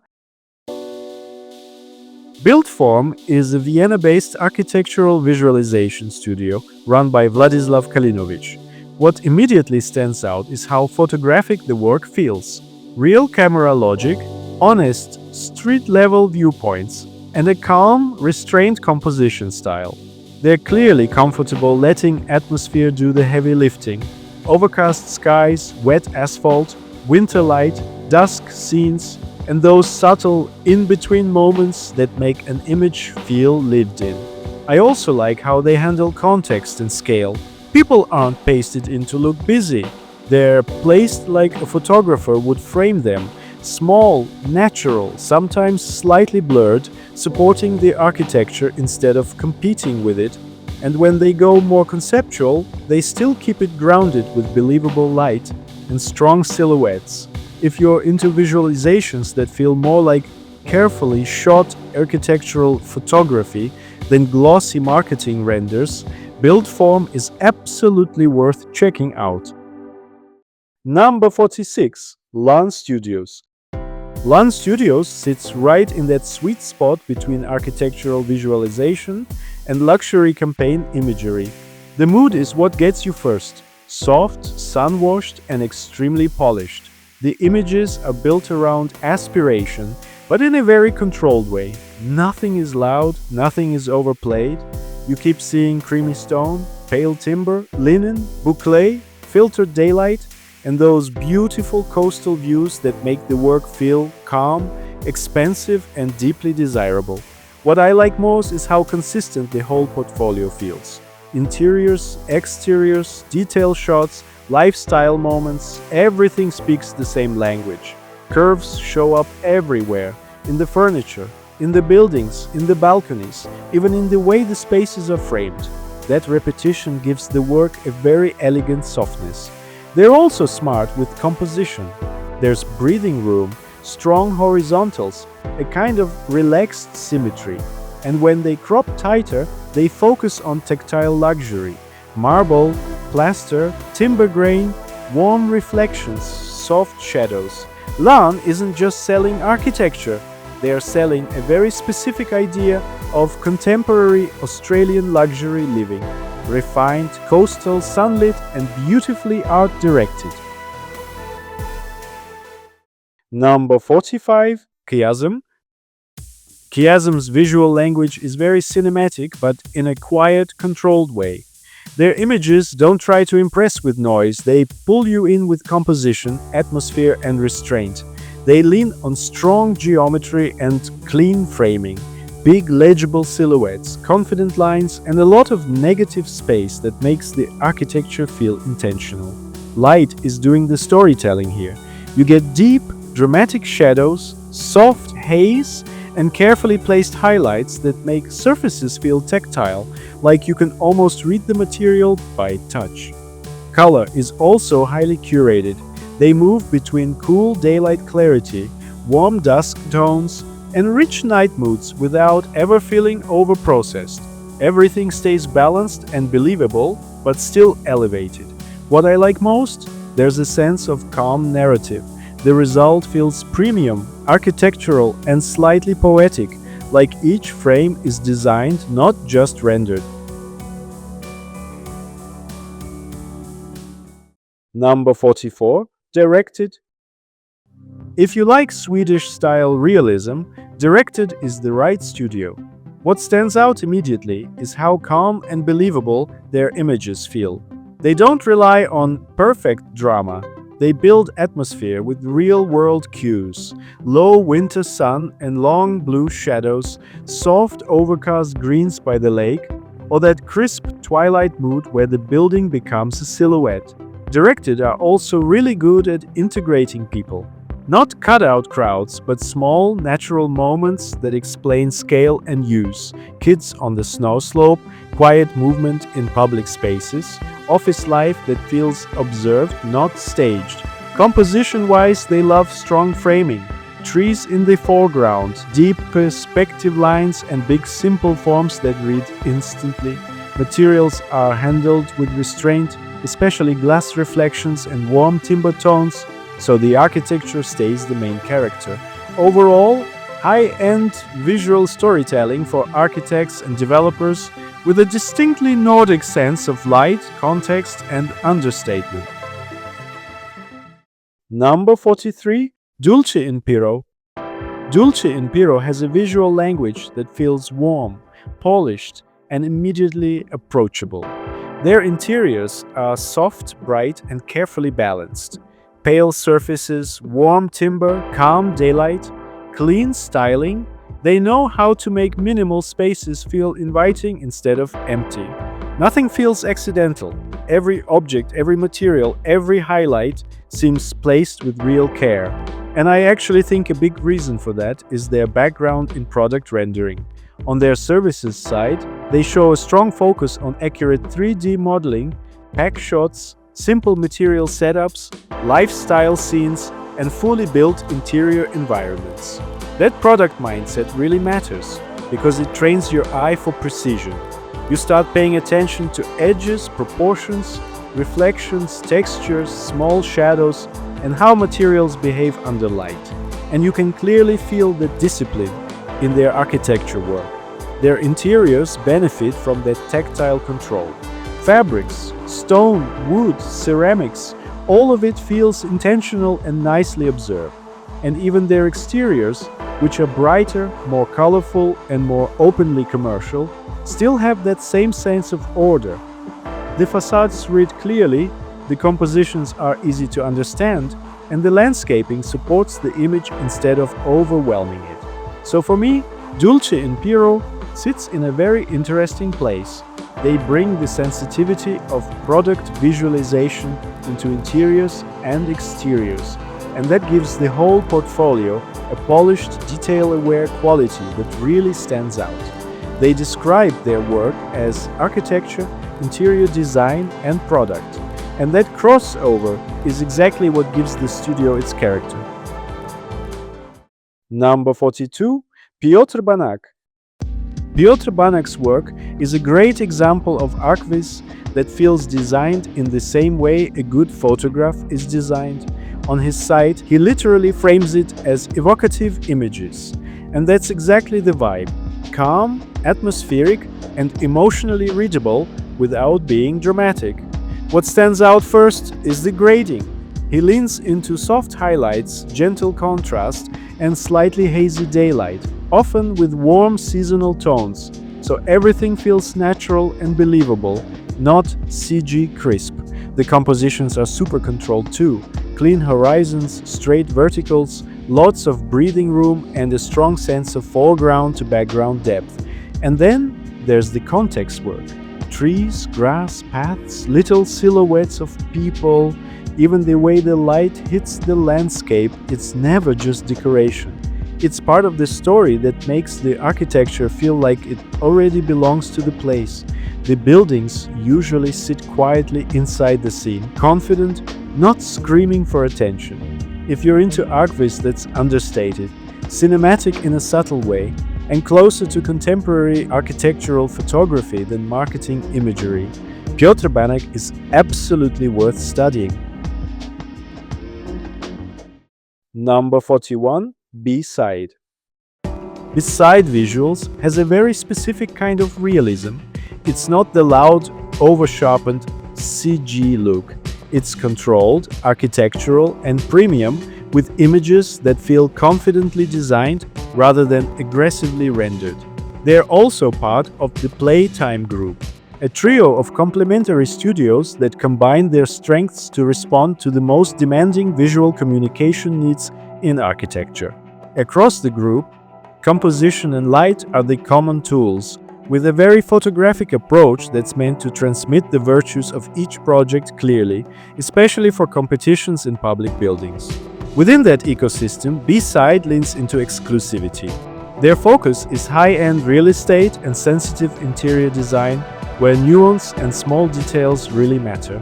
And you can feel that in the visual language. Clarity comes first. You always understand the space immediately, the proportions, the massing, and how it sits in context. Lighting supports that readability even when they go for mood. They're especially strong at calm, dusk atmospheres, warm interior glow against cooler ambient light, subtle reflections, and believable depth without overdoing effects. Composition stays disciplined too. Clean perspective choices, strong lines, and a tight hierarchy where architecture reads first, atmosphere second, details last.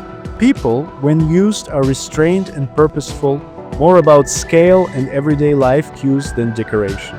Overall, B-side is a great reference if you like ArchViz that feels architect first, refined and premium, built around light, composition, and a real respect for detail.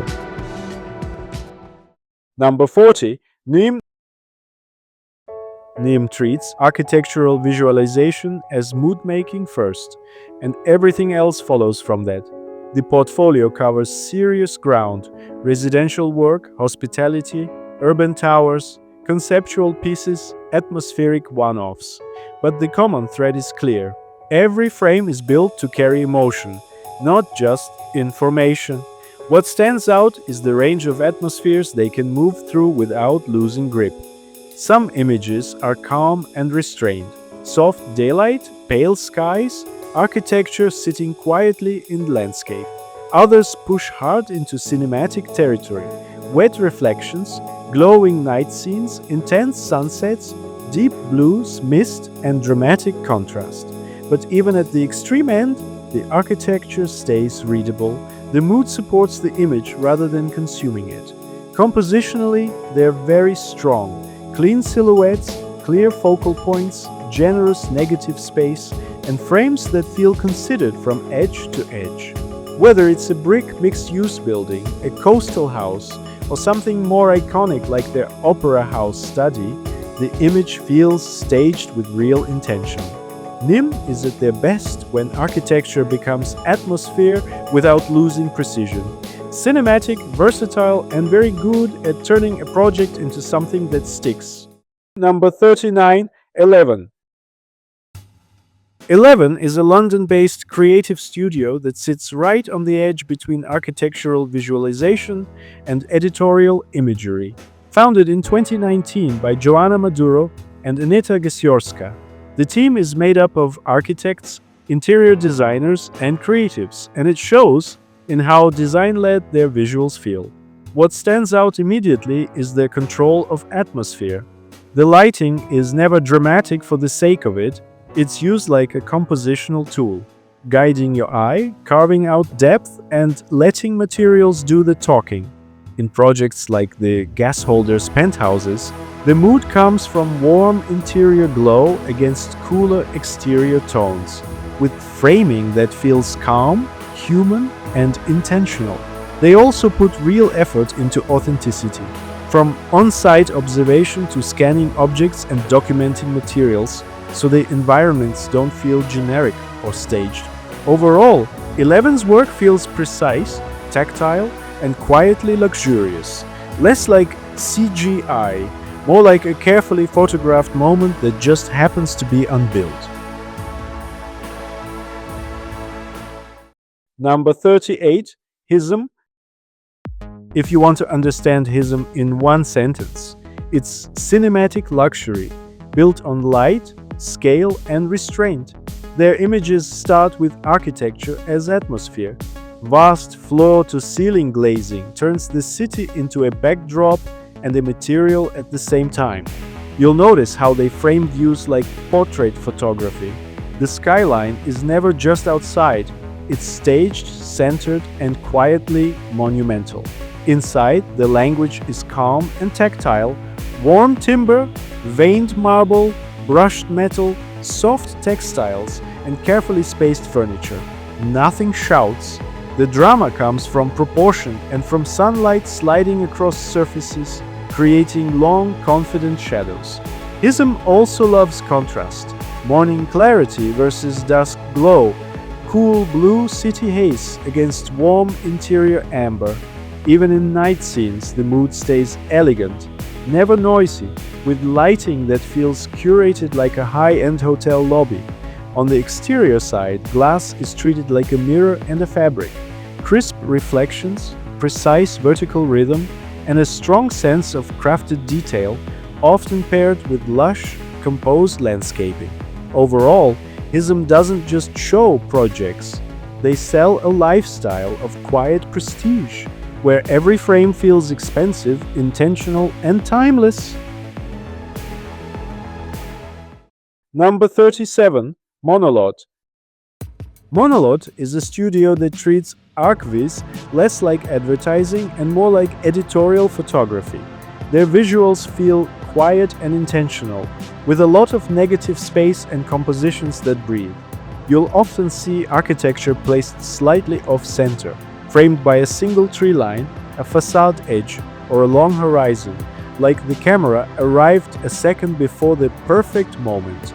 The color grading is restrained: cool, pale daylight, soft contrast, and then one controlled accent, usually warm window glow or a gentle sunbreak.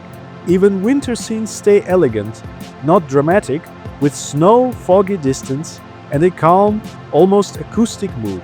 Interiors follow the same logic: clean geometry, tactile materials, and natural light that feels believable. The spaces look lived in but never cluttered, and the people are there to support scale and story, not to steal the scene. Overall, Monolot's visual language is about atmosphere and authenticity, subtle lighting, confident framing, and storytelling that makes the architecture feel real before it's even built.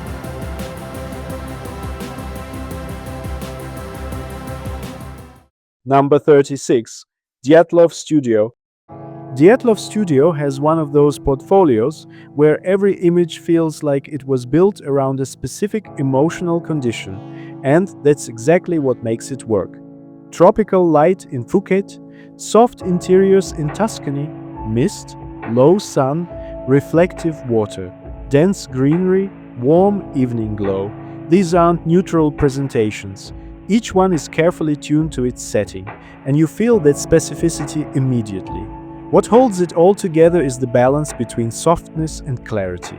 Even when the atmosphere turns rich or cinematic, the architecture never gets lost. You still read the form, the silhouette, the material idea, and the relationship between building and landscape.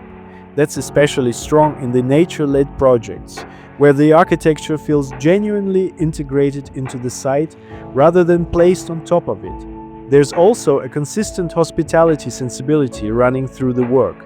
The spaces feel inviting, polished, and designed to be experienced rather than just photographed. Warm timber, soft interior light, open views, water, planting.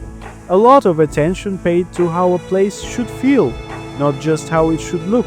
When atmosphere, architecture, and landscape come together in one frame, Diatlo Studio is at its very best. Elegant, immersive, and very good at making a project feel like a destination worth traveling to.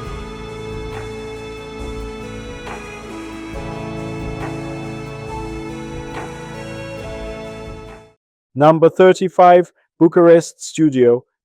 Bucharest Studio is my favorite visualization studio in Romania, and you understand why within seconds of looking at their work. Their images don't just show architecture, they stage a moment. On the competition side, they go big and cinematic.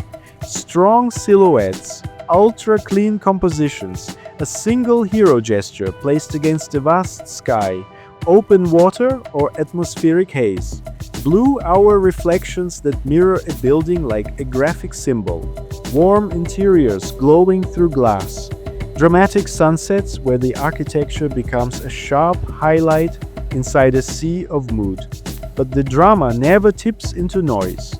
The frames stay calm, legible, and intentional, carefully controlled contrast, a real sense of architectural order. And then their real estate work shows exactly how well they can switch gears. Bright, premium, lifestyle-driven. Interiors with soft daylight, curated furniture, and just enough personality to feel lived in without looking staged.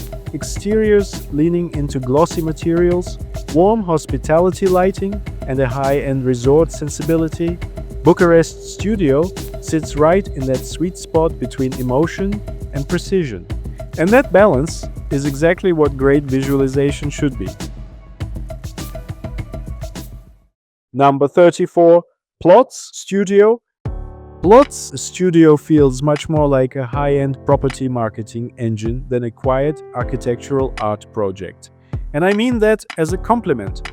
The work is polished, ambitious, and clearly built to sell lifestyle at scale. You feel that in the confidence of the imagery.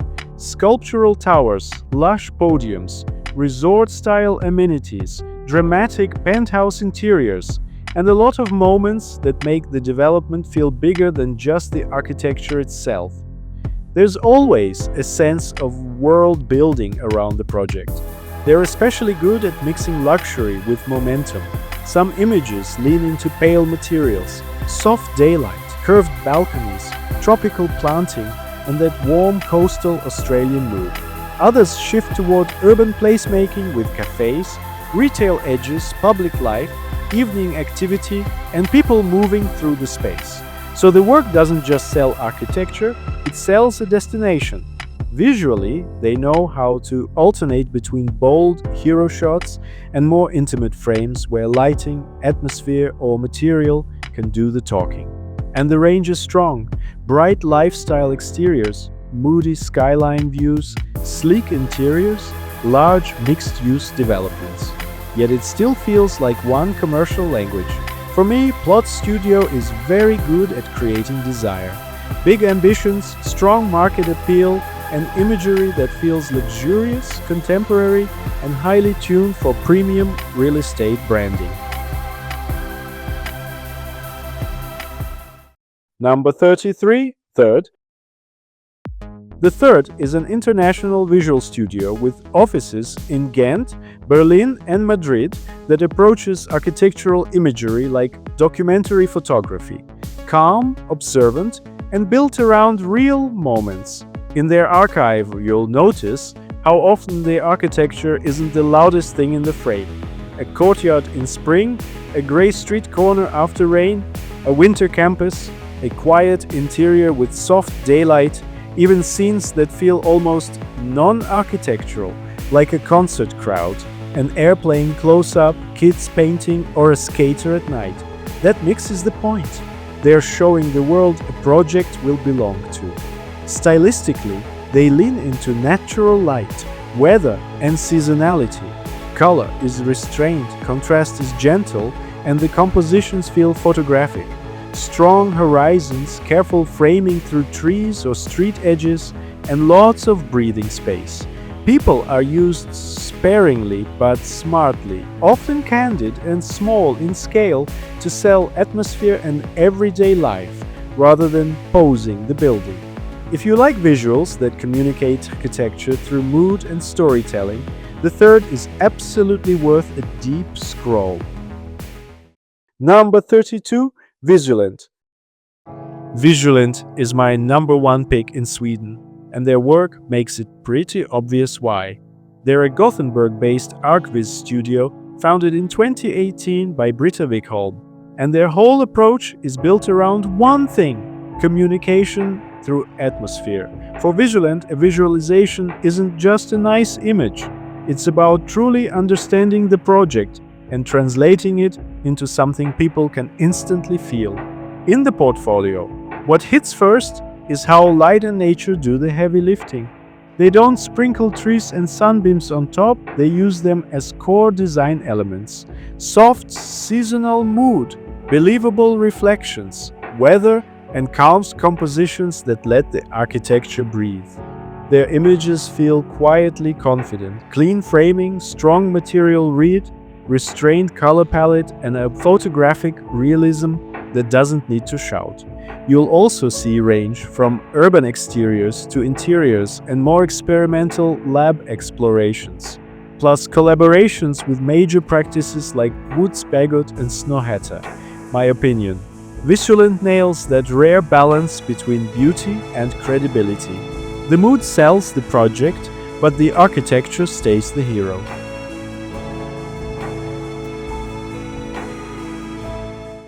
Number 31. Beauty and the Bit. With Beauty and the Bit, you're not browsing renders, you're stepping into a visual research lab. Their visual language is built on bold composition and clear graphic hierarchy. They love strong silhouettes, clean geometry, and frames that feel almost editorial, like a carefully designed magazine spread. What really stands out is how they treat light as the main storyteller. Sometimes it's soft and airy, sometimes it's cinematic and moody, but it always has intention. Highlights are controlled, shadows are expressive, and reflections are used like punctuation, not decoration. They're also comfortable switching between hyper-real and near-abstract. You'll see a confident range, minimal, calm atmospheres next to high-contrast, dramatic scenes. Color is never random either. It's either restrained and material-driven or pushed into bold, iconic statements. And even when people appear, it's not crowd-dressing, it's scale, rhythm, and a hint of narrative. Overall, the vibe is conceptual, graphic, atmospheric. Architecture is the subject, but mood is the message. Number 30. GAD. GAD creates imagery that seems rooted in curiosity, mood, and a genuine talent for building worlds. What stands out immediately is the variety. One moment, they're doing a crisp urban tower against a perfectly clean sky. The next, it's a snowy aerial, a tropical island, a misty forest pool, a cultural building at sunset, or a quiet house placed inside an almost surreal landscape. But it never feels like random portfolio variety. The common thread is that every image is trying to create a whole world around the architecture, not just present the object. they're also unusually good at narrative detail, animals, people, weather, reflections, art installations, even those strange, almost dreamlike moments. They use all of it to give the image personality. Sometimes the work feels almost documentary, and sometimes it slips into something more conceptual or cinematic. Composition-wise, they're confident across scales. Big aerial master plan views, clean frontal elevations, dramatic urban perspectives, and intimate nature-framed scenes. And they are not afraid of bold color either, from icy winter whites to deep sunset orange and hyper-saturated blue water. Overall, GAD's visual language feels adventurous, eclectic, and highly imaginative. It's ArchViz that doesn't just show architecture, it invents a whole atmosphere around it. Number 29, DNorm. DNorm has a very architectural way of seeing. What I like is the contrast they handle so well. On one side, sculptural landmark work with strong massing and bold material presence, and on the other, quieter projects that sit carefully in landscape, greenery, and open space. The portfolio never feels scattered because the framing stays calm, deliberate, and very design-led. They're especially good at showing architecture as form, carved volumes, clean white blocks, dark pavilions in nature, glassy waterfront structures with flowing timber ceilings. Even when the building is expressive, the image remains easy to read. You always understand the silhouette, the material idea, and the relationship between the building and its site. Their lighting is handled with real restraint. Pale skies, soft daylight, controlled contrast, and just enough atmosphere to give the work depth without pushing it into spectacle. That gives the portfolio a mature tone. It feels less interested in visual effects and more interested in architectural clarity, texture, and presence. To me, DNorm is strongest when the image lets architecture speak through proportion, mass, and material. Quietly confident, spatially clear, and very good at making bold design feel grounded.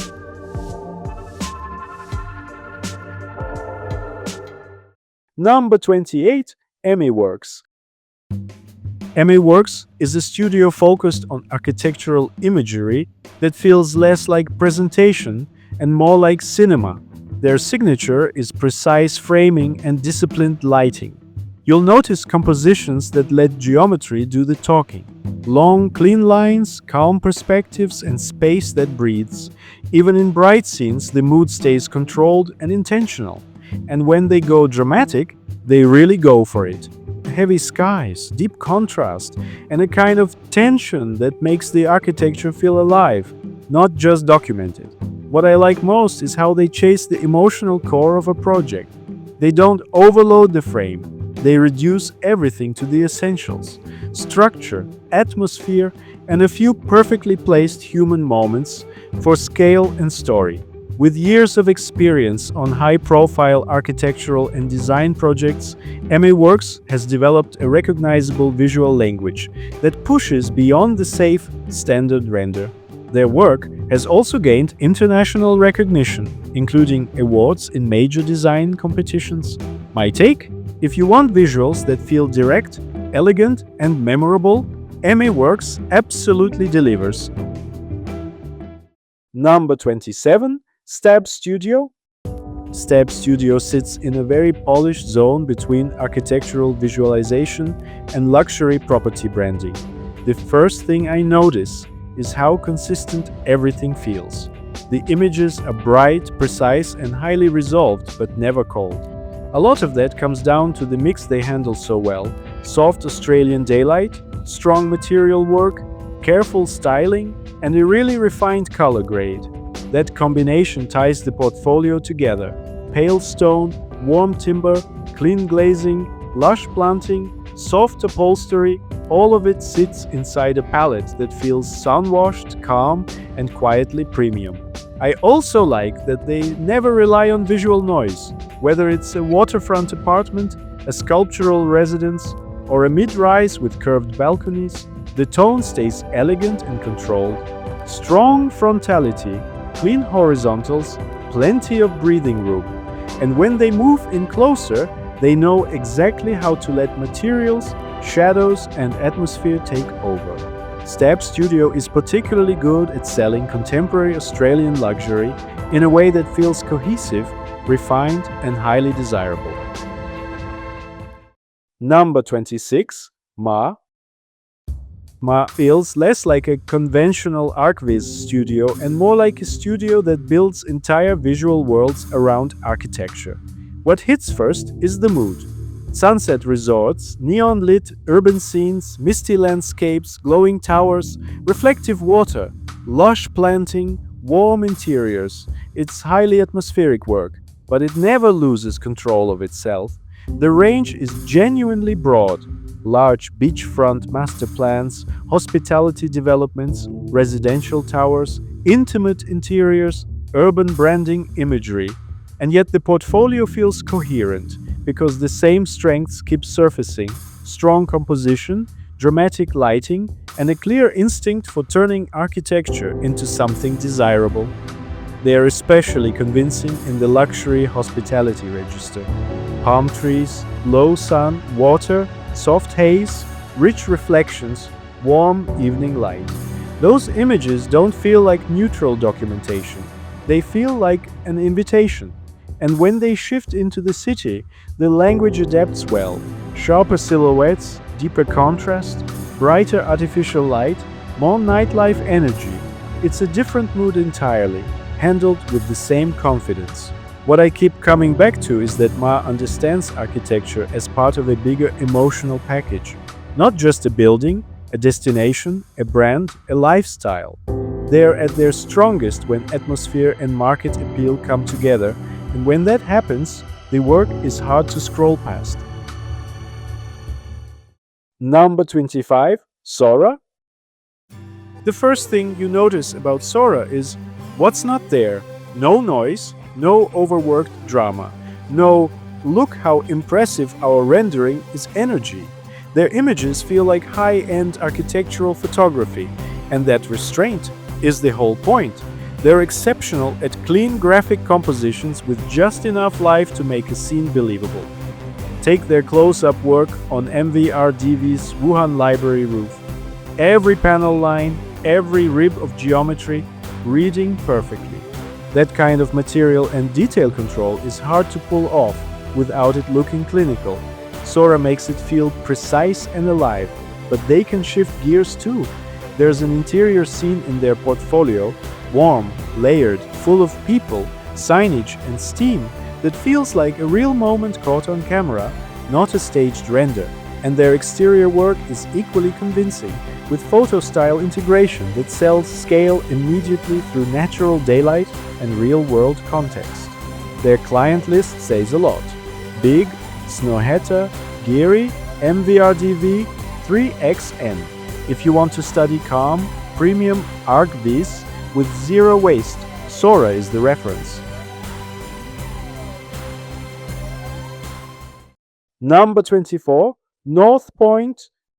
North Point is one of those studios that covers a huge amount of ground without losing its identity.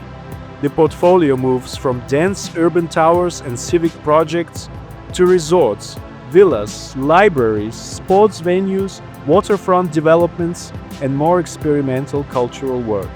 But it still feels coherent because the imagery is consistently built around atmosphere, clarity, and presence. What I notice most is their instinct for drama. They know how to give architecture weight. Blue-hour towers, glowing lobbies, wet streets, misty mornings, sunset bridges, snowy landscapes, reflective water, bright tropical resorts. The mood changes a lot from project to project, but never in a random way. It always feels tuned to the architecture. They're also very good with image hierarchy. A lot of the portfolio is built around clean hero views with strong silhouettes and very legible massing. Then there are tighter frames where material, light, or interior atmosphere take over. That gives the work a strong balance between spectacle and quieter architectural moments. What I like most is that North Point doesn't treat visualization as neutral documentation. They use it to create desire. For me, they're strongest when architecture becomes cinematic, ambitious, and highly memorable, while still staying clear and marketable. Number 23. Aesthetica Studio. Aesthetica Studio is a great pick if you like architectural visuals that feel quietly cinematic. Their portfolio is packed with public and cultural architecture, and what jumps out immediately is how photographic everything feels. Big, confident compositions, clean framing, and a strong sense of real weather and real atmosphere, especially in those Nordic scenes, foggy waterfronts, cold overcast skies, soft winter light. Their visual language is all about controlled mood. They combine disciplined composition with expressive lighting and refined grading, so the work can feel understated and powerful at the same time. What I personally love most, their color grading. It's controlled, never loud, but always intentional. Cool tones stay rich without going flat, and warm scenes keep detail without turning orange. That's a hard balance to hit, and they hit it consistently. Overall, Aesthetica's work feels like architectural visualization made for people who care about mood, material, and atmosphere, not just pretty renders.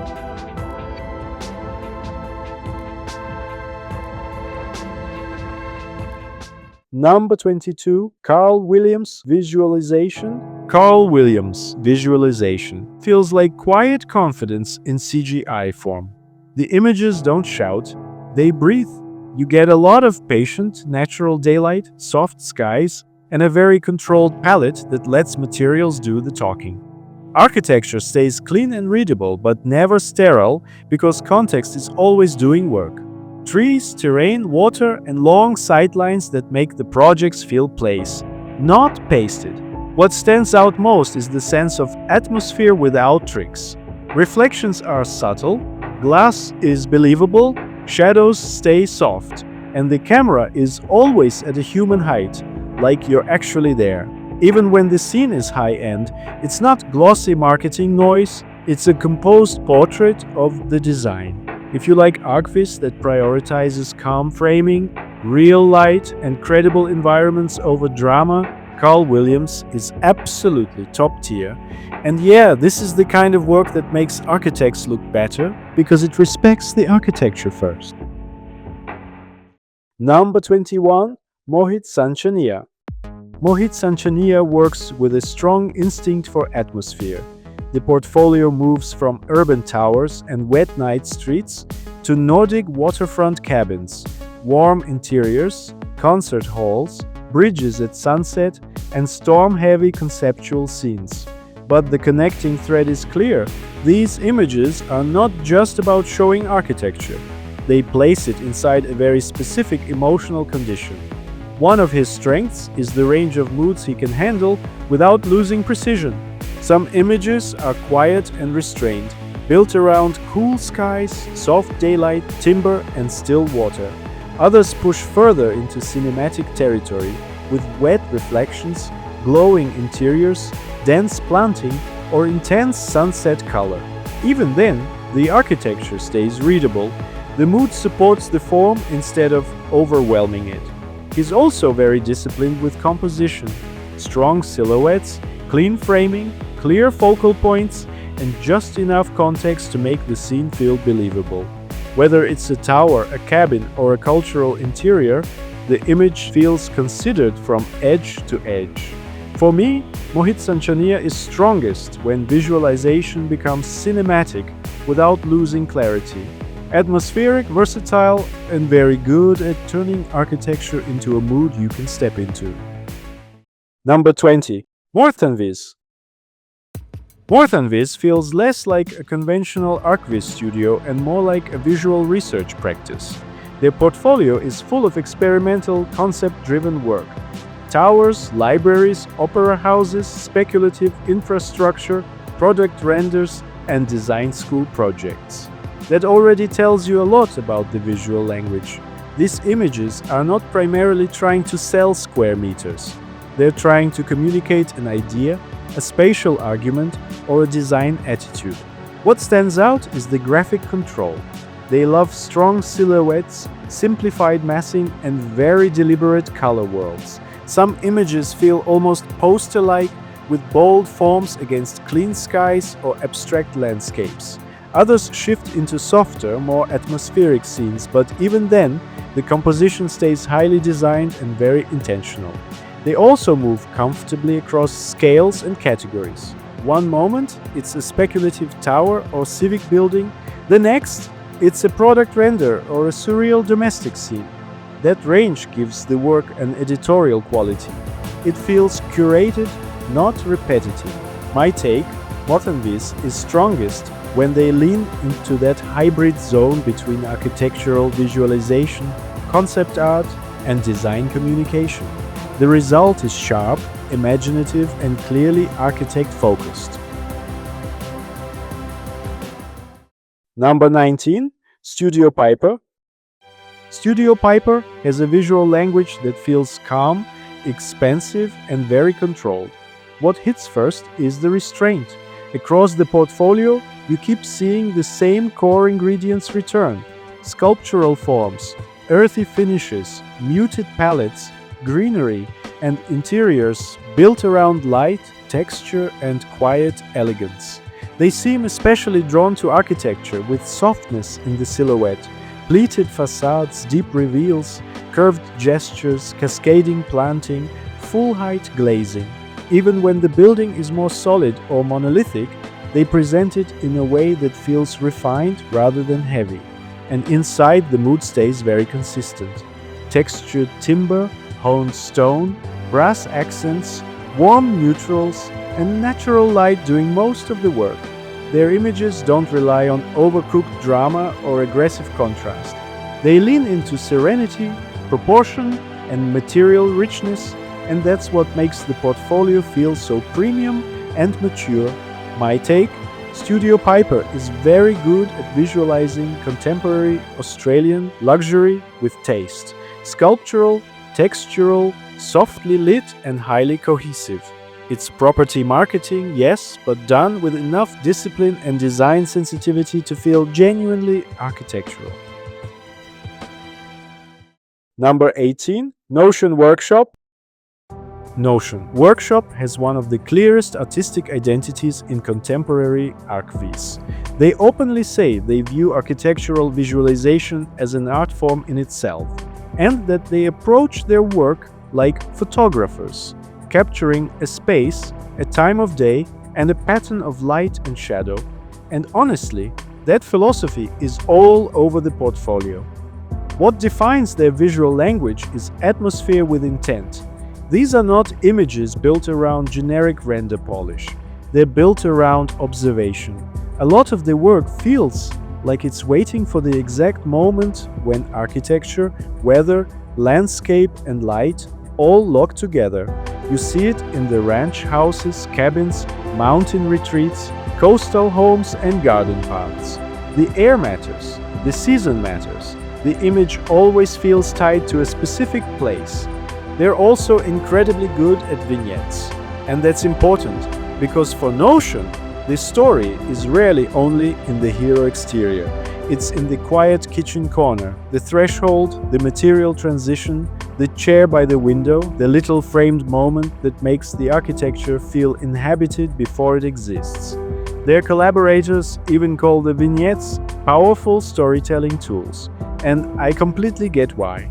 Another big strength is architectural fluency. It's clear that this is a studio with deep architecture and making knowledge, not just software skill. Daniel Temple is a licensed architect with experience at Olsen Kundig and Miller Hall, and that background seems to shape the whole process. Clients repeatedly say Notion gets it, understands architectural shorthand, and delivers first drafts that already move the design conversation forward.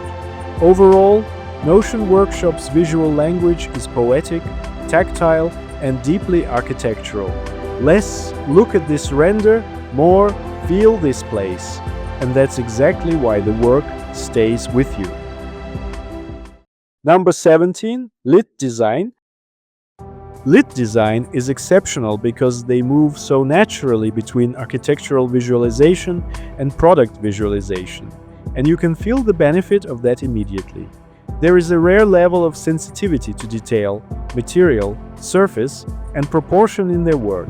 Nothing feels generic. Wood grain, stone, fabric, glass, metal, even the way light rests on an edge or travels across a room, everything is handled with real precision and care. What makes the portfolio so special to me is its deep connection to nature. From the first image, you sense that the architecture is never treated as an isolated object. It belongs to the forest, to the coastline, to the changing weather, to the season, to the surrounding silence. That relationship runs through the whole body of work and gives the imagery a calm, almost meditative quality. The buildings settle into their sites with remarkable grace. Cabins rest quietly among trees. Coastal projects open themselves to sea, horizon, and reflected light. Island developments feel almost shaped by the land itself. Even the more luxurious projects never lose that feeling of being rooted in a real place. Inside, the same sensibility continues. Timber, stone, linen, soft plaster, filtered daylight, gentle shadow, still water. The materials do not feel decorative. They feel alive, as if they are carrying the atmosphere of the site into the interior. And because lit design also comes from that project visualization discipline, they are incredibly good at giving objects, finishes, and textures a tactile presence. What I admire most is the sensitivity behind it all.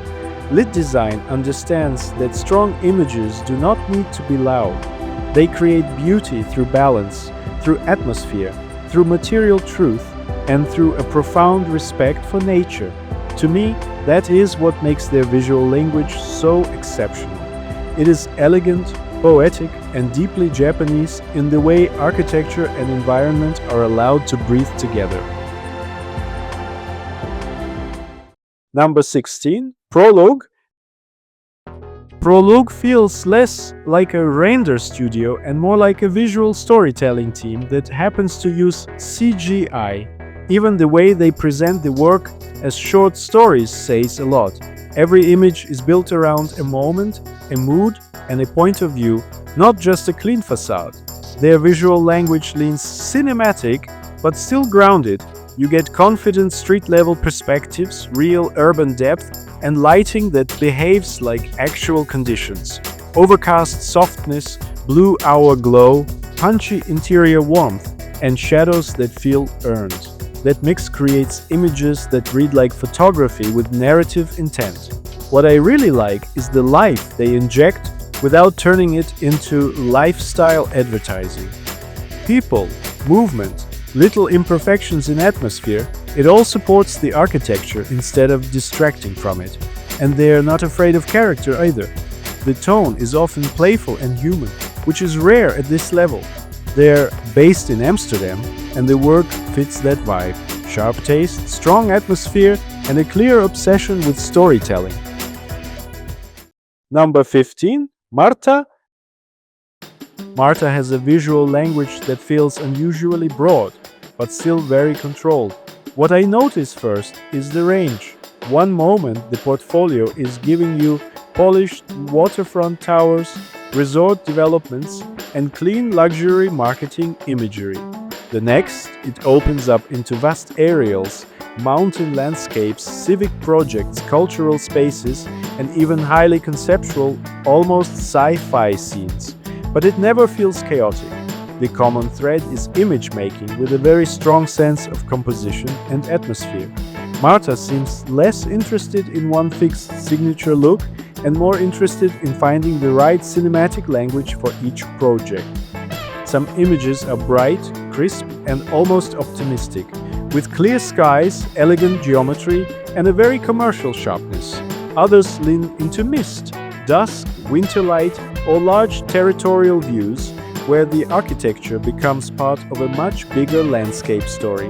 And then there are those more experimental frames with neon, performance, spectacle, or futuristic narratives. which show a studio that is clearly comfortable moving beyond standard ArchViz. Overall, Marta feels versatile, ambitious, and highly visual. A portfolio built not just to represent architecture, but to stage experiences, scales, and moods. Number 14, NRML. NRML, a 3D visualization studio in Lisbon, founded in 2020 by Richard John Seymour, photographer and filmmaker turned visual artist. What defines them?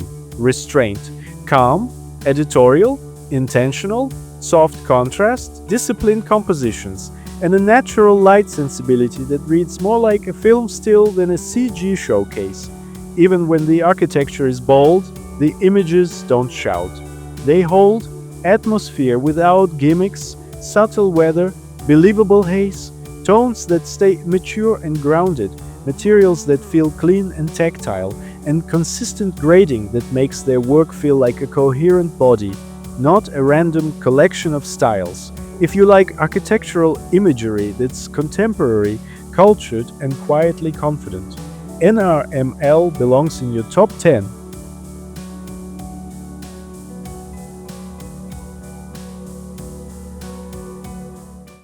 Number 13, Plump.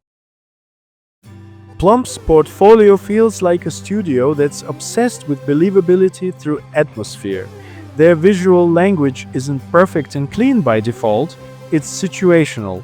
Foggy nights, rainy streets, blue hour glow, harsh midday sun, even snow and extreme landscapes. And the cool part is, the architecture still reads clearly in all of it. They're really strong at scale and context. A lot of their images are built like real urban moments, with deep backgrounds, proper distance, and that camera-eye composition where you feel the street, the crowd, the infrastructure, not just the building. People are used smartly too. Silhouettes, subtle motion, everyday life, enough to sell scale and mood without turning it into cheesy lifestyle marketing. At the same time, they can switch gears into crisp daylight interiors and competition-style design argument shots, where the geometry and spatial idea is the hero. So you get this range. Cinematic storytelling on one end, precise architectural communication on the other. If you want a reference for big, credible visuals that still have drama and atmosphere, Plump is seriously strong. Number 12, Negative. Negative is one of those studios where you immediately feel the architectural intent first and the CG part second. They describe themselves as a boutique visualization workshop, working at the intersection of architecture, design, marketing, and real estate, often in close collaboration with world-class architectural offices. And you can see that mindset in how their images are framed. The visuals aren't just pretty pictures, they're arguments. Clear hierarchy, confident composition, and a strong sense of what the project wants to be. What I like most is the balance between precision and atmosphere. Negative tends to avoid noisy gimmicks and instead builds mood through light, weather, and scale. Human presence is used sparingly but deliberately to make spaces feel believable and lived in, without stealing focus from the architecture. In short, if you're looking for visuals that feel competition-ready, cinematic and concept-driven, Negative is absolutely worth studying. Number 11, 207. 207 feels polished, refined, and very sure of itself. The portfolio has a premium tone, but it never gets loud. Everything is handled with restraint. You see that in the palette right away. Soft daylight, pale materials, warm timber, muted stone, clean glazing, and a very controlled use of color that keeps the work cohesive. There's a calmness running through the whole portfolio. They also seem drawn to architecture with softness in the form. Rounded corners, layered balconies, elegant curves, filtered interiors, carefully framed outlooks. Even the larger residential schemes feel composed rather than assertive. And once they move inside, the mood shifts into tactile luxury. marble, upholstery, timber grain, styled kitchens, quiet living spaces, just enough atmosphere to make everything feel expensive without pushing too hard. What makes it work is their sense of timing in the image making.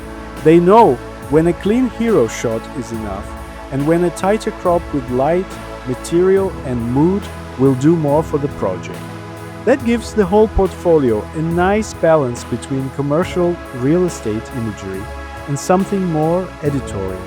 Overall, 207 makes architecture feel elegant, contemporary and desirable, luxurious but disciplined, commercial but with genuine art direction taste.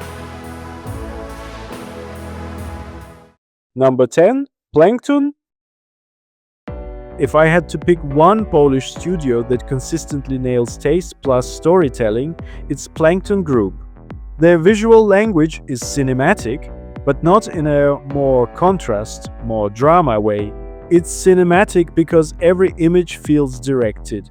The camera choices are bold and architectural, often low and deliberate, with strong silhouettes and clear hierarchy. You always know what the hero idea is, and everything else supports it. What really defines their look is atmosphere used as a design tool. Light is rarely neutral. They lean into weather, haze, dusk tones, and soft diffusion to create depth and scale, so the project feels like it belongs to a real place with real air in it, not a perfect showroom. Materials stay believable, but the finish is controlled and refined, almost like high-end visual art rather than pure marketing. And you can tell they're not just still image people, they're a Warsaw-based team of architects working across architectural rendering, competition visuals, animation, and even VR, which explains why the work feels so composed and narrative-driven. If you want ArchViz that makes juries and clients feel the project, not just understand it, Plankton is the reference.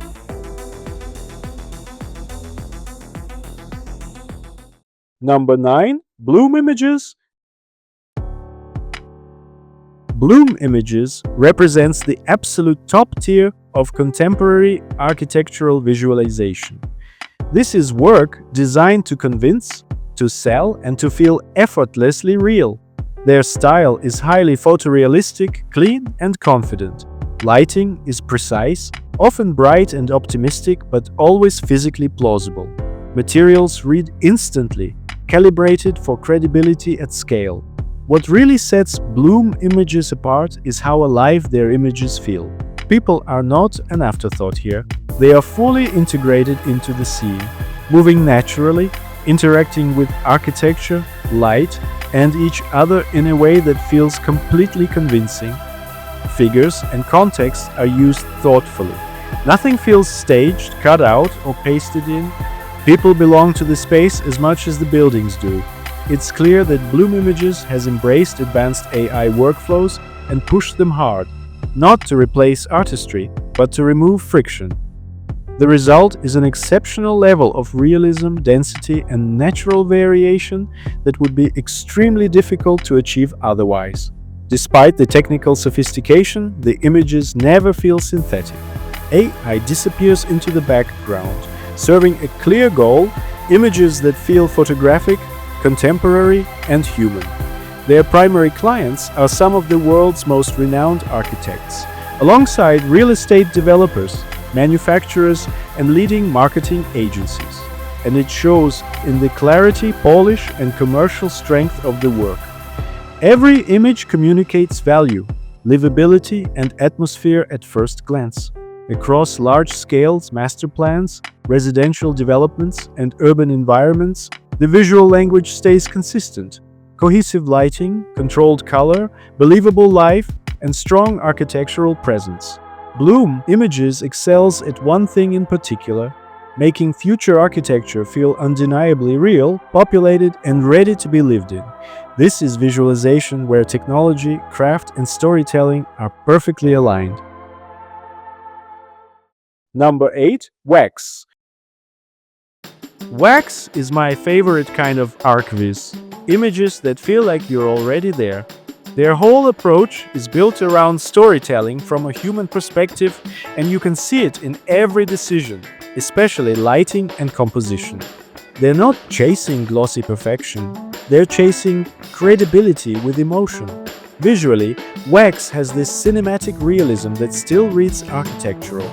They love real conditions: soft overcast skies, blue hour, warm interior glow against cool exteriors, haze, reflections, even little life cues like movement and atmosphere that make the scene breathe. The architecture stays clear, but the image has depth and a mood, like a frame from a film rather than a brochure shot. What separates them is taste and restraint. People are used subtly for scale and narrative, never as cheesy decoration. Materials read honest, but the real magic is how everything is staged to guide your eye and tell the story of the place. Wax calls it envisioning the unbuilt, and honestly, that's exactly what it feels like. Number 7. Playtime. If you're into architectural visualization that feels like real photography, you need to know Playtime. They're based in Barcelona, and honestly, that alone sets the mood. This city breathes architecture, light, and rhythm, and you can feel it in their work. Playtime is not just one studio.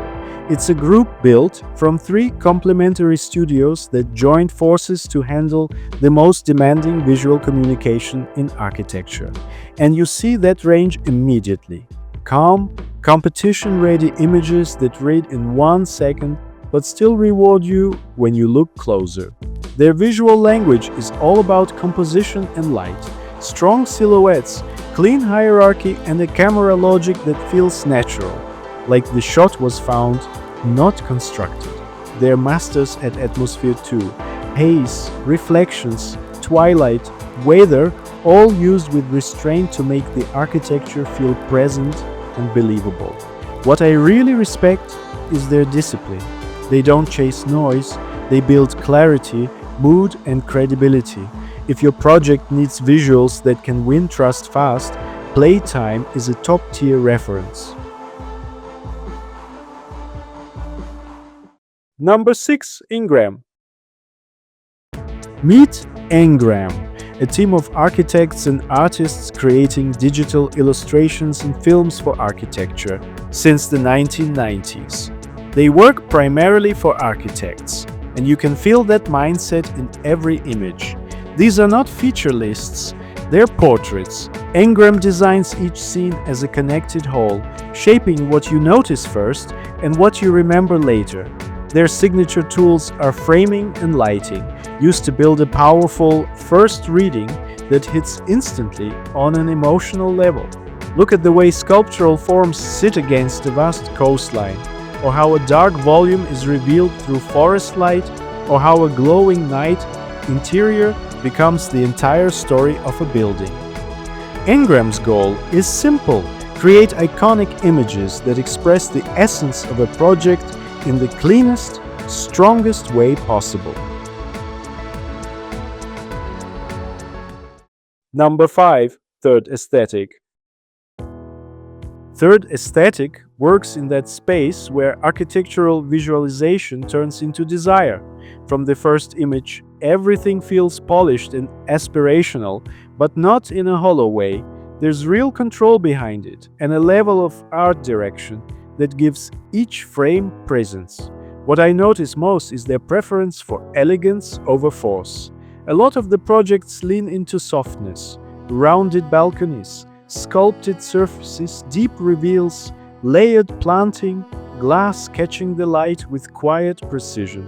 Even the larger developments don't feel heavy. They feel composed, balanced, almost effortless. Light is doing a lot of the emotional work. Bright Australian daylight, pale skies, warm late afternoon glow, interiors filled with a gentle clarity that makes them feel calm and breathable. And when the palette deepens, with brick, bronze, shadow, or darker finishes, the mood becomes richer without tipping into theatrics. It stays measured and sophisticated.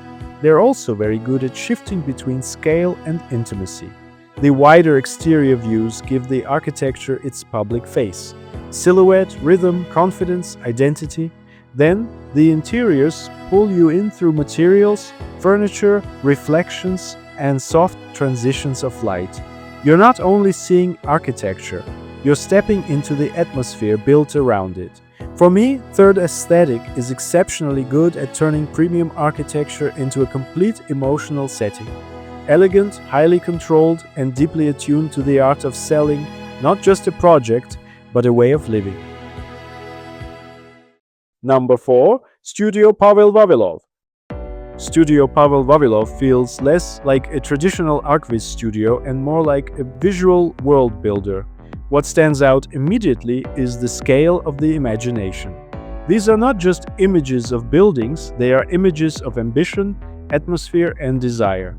The portfolio spans an impressive range, from hospitality, towers, and large urban developments to cultural architecture, visionary master plans, and transport-related work. The films extend that same visual language into motion, with a strong focus on atmosphere, scale, and cinematic storytelling. What I really like is the sense of spectacle, but it's controlled spectacle. The work is glossy, dramatic, and deeply polished, yet it rarely feels empty. There's a strong feeling for composition, for silhouettes against light, for reflections, haze, night glow, and those moments when architecture becomes almost mythic. A lot of the imagery lives in that space between design and cinema. You feel the influence of film language everywhere. Wide establishing shots, heroic framing, emotional pacing, and a fascination with movement, technology, and the future. Even when the architecture is luxurious or monumental, the real subject is often mood. And that, to me, is their strength. Studio Pavel Vavilov doesn't just present projects, it stages them. The visual language is bold, atmospheric, futuristic, and unapologetically cinematic. Work that wants to immerse you, not just inform you.